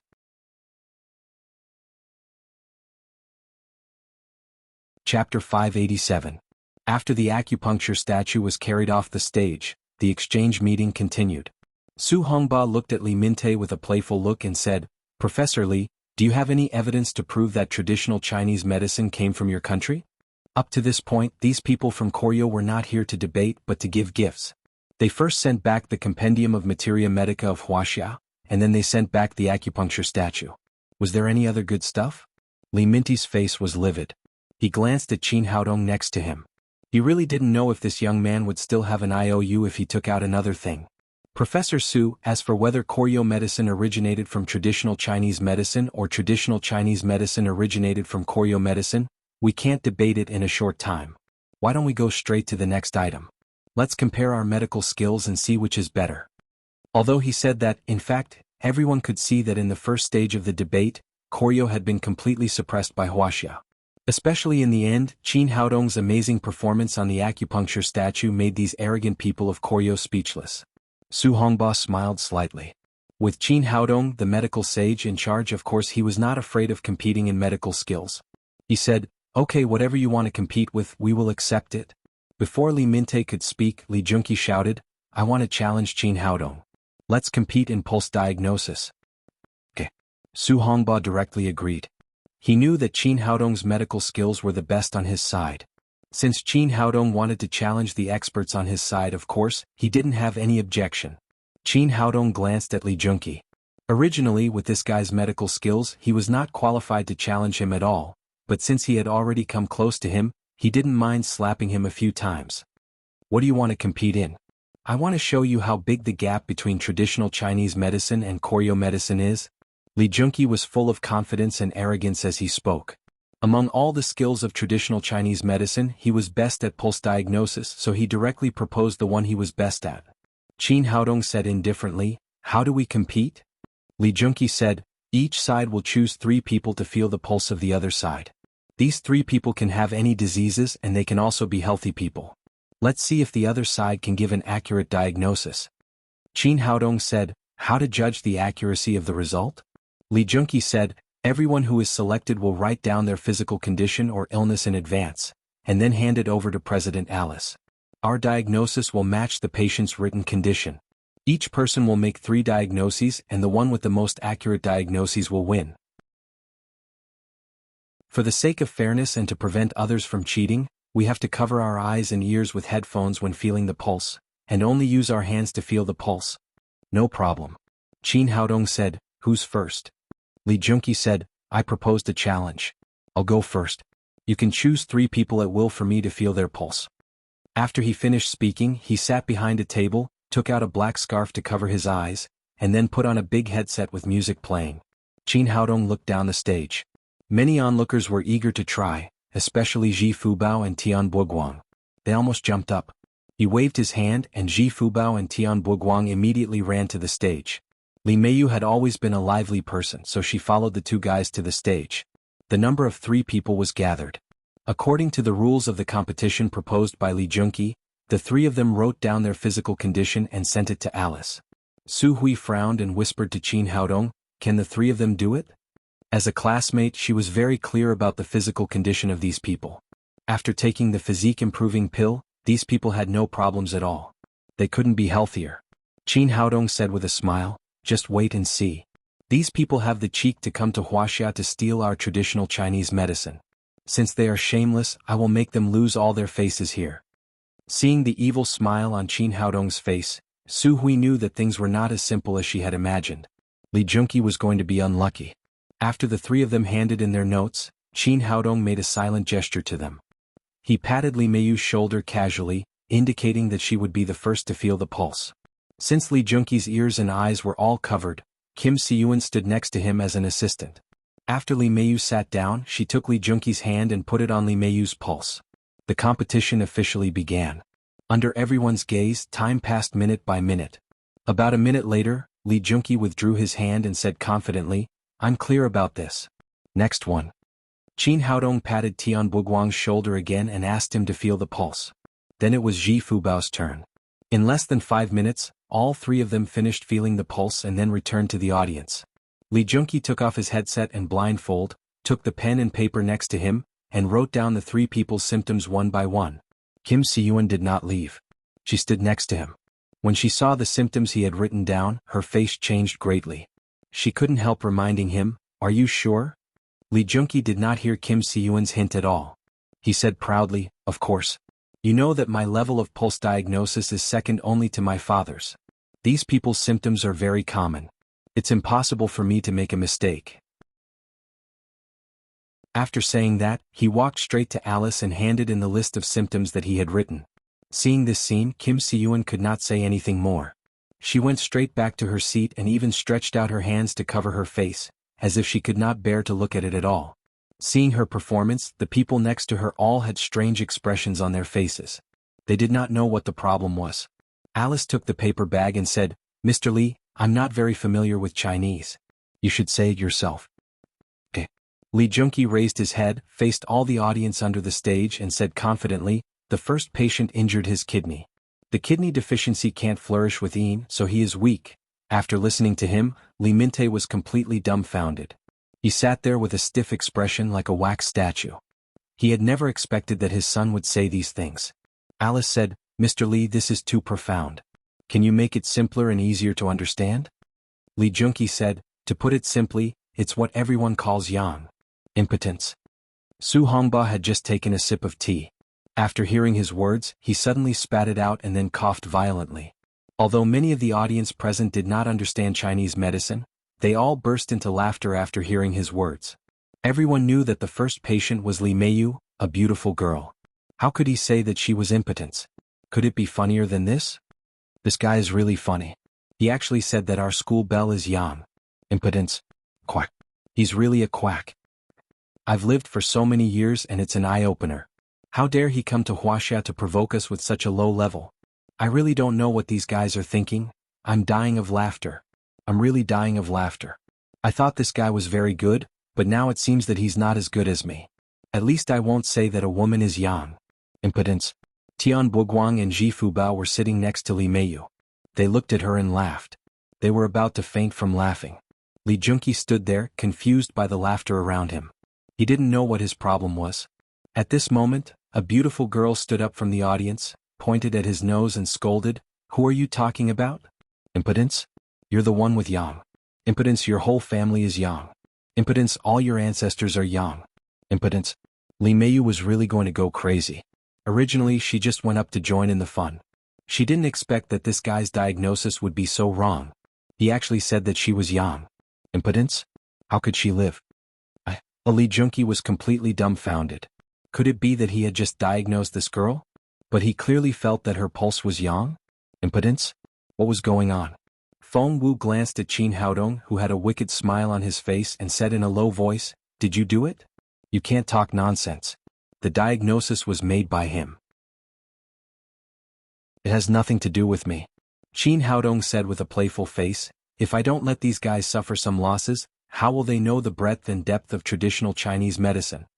He had just patted Li Meiyu's shoulder and instantly changed her pulse with green with genuine qi. The pulse that Li Junqi felt was the pulse that he wanted Li Junqi to see. Su Hongba held back his laughter. He stood up and motioned for Li Meiyu to sit down. He maintained the order of the venue and then motioned for Alice to continue. Although Alice didn't know the mystery, she also knew that Li Junqi's first diagnosis was wrong, and it was very wrong. She said, "Mr. Li, please tell me the diagnosis of the second patient." Li Junqi took a deep breath and forced himself to calm down. He recalled Tian Buguang's pulse and confirmed that there was no mistake. He said, the second patient's disease is irregular menstruation.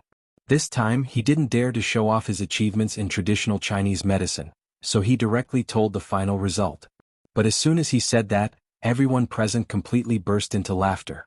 Tian Buguang, such a big man, was said to have irregular menstruation. What words could people use to describe this kind of medical skill and doctor? Li Mingtai felt as if his face was on fire. He finally understood why Kim Siyuan had such a reaction when she saw Li Junqi's diagnosis. Now he wanted to find a place to hide. Shameful. It was really shameful. However, he had found so many reporters and broadcast it live all over the world. How could the Li family raise their heads as doctors in the future? The audience watching the live broadcast from all over the world also laughed. They didn't understand whether this doctor from Koryo was here to compete in medical skills or to be funny. First he said that a woman was impotent. Then he said that a man had irregular menstruation. This was too unreliable. Was this the level of Koryo medicine?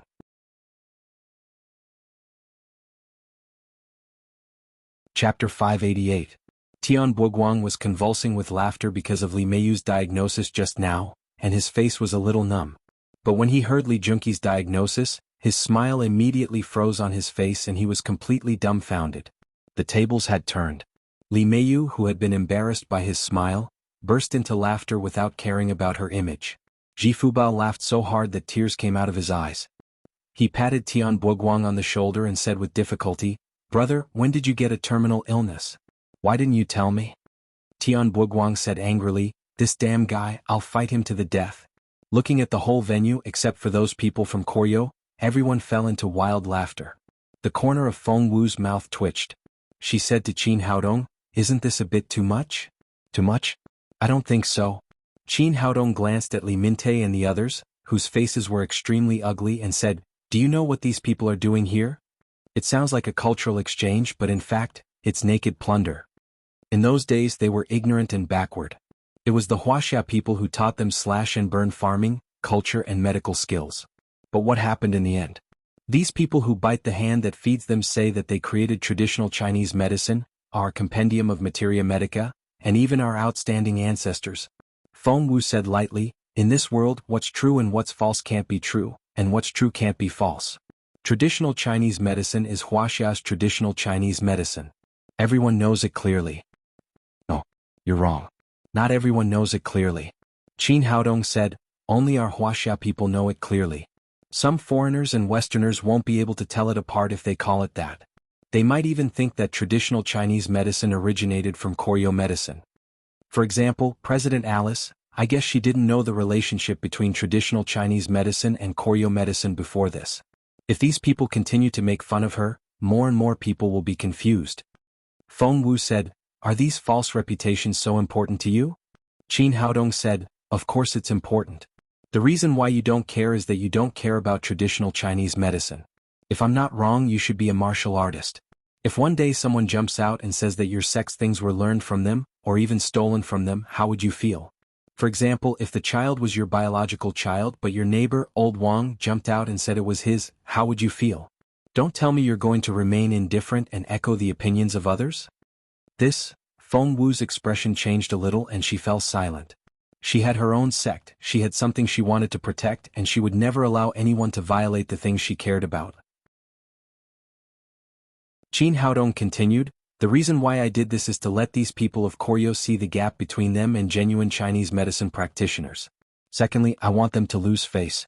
Since they are so shameless, we will slap their faces hard. I want the whole world to see that Koryo medicine is nothing in front of Chinese medicine practitioners. I want the whole world to know that Koryo medicine practitioners don't even deserve to carry shoes for Chinese medicine practitioners. These people who come to provoke us will only be in awe when we hurt them. If we simply win today's game, they will have Kim Mingtai and Park Mingtai come to Wuxia to show off their strength. Anyway, they will be heroes if they win. It doesn't matter if they lose." Feng Wu's expression changed again and she said, "You're right." While the two of them were talking, the laughter in the hall faded and Alice had laughed enough. As the referee, the game still had to go on. She said to Li Junqi, who was completely confused, "Mr. Li, please tell me the diagnosis of the third person." Although he had already noticed that something was wrong, he still had to say the last result. Li Junqi gritted his teeth and said, "The third person's pulse is rolling like a pearl. In the eyes of Koryo medicine practitioners, this is the pulse of pregnancy, so I diagnosed her as pregnant. Ji Fubao had just stopped smiling and rubbed his numb cheek. When he heard Li Junqi's diagnosis, his eyes suddenly widened. Damn it, what the hell? When did I get pregnant? Tian Buguang, who had been laughed at for a long time, suddenly burst into laughter. You're pregnant, fat brother. You're really pregnant. Whose child is it? I'm telling you, it has nothing to do with me. Ji Fubao was so angry that his eyes suddenly widened. Damn Koryo medicine. You can't tell me that I'm pregnant just because my belly is a little bigger, can you? With the announcement of the diagnosis, the venue, which had just calmed down for a while, was in an uproar again. Everyone already had doubts about today's exchange meeting. Were they here to watch a game or a comedy? Is this little Korean doctor a joke? A beautiful girl said that she was impotent. A tall and handsome man said that he had irregular menstruation. Finally, a tall and strong man said that he was pregnant. Damn Koryo medicine. Can you do it? Can you be more reliable? Get out. Get out. With this level of skill, how dare you challenge our Wuxia traditional Chinese medicine practitioners? You're really too weak. With this level of skill, you can just pull out your hair and hang yourself. Can you just stay at home? Why did you come out and make a fool of yourself? In the face of the ridicule around him, Li Junqi's face was pale and his eyes were dull. He even began to waver in his studies. What's going on? What the hell is going on? It's obviously that pulse. Why is it so wrong?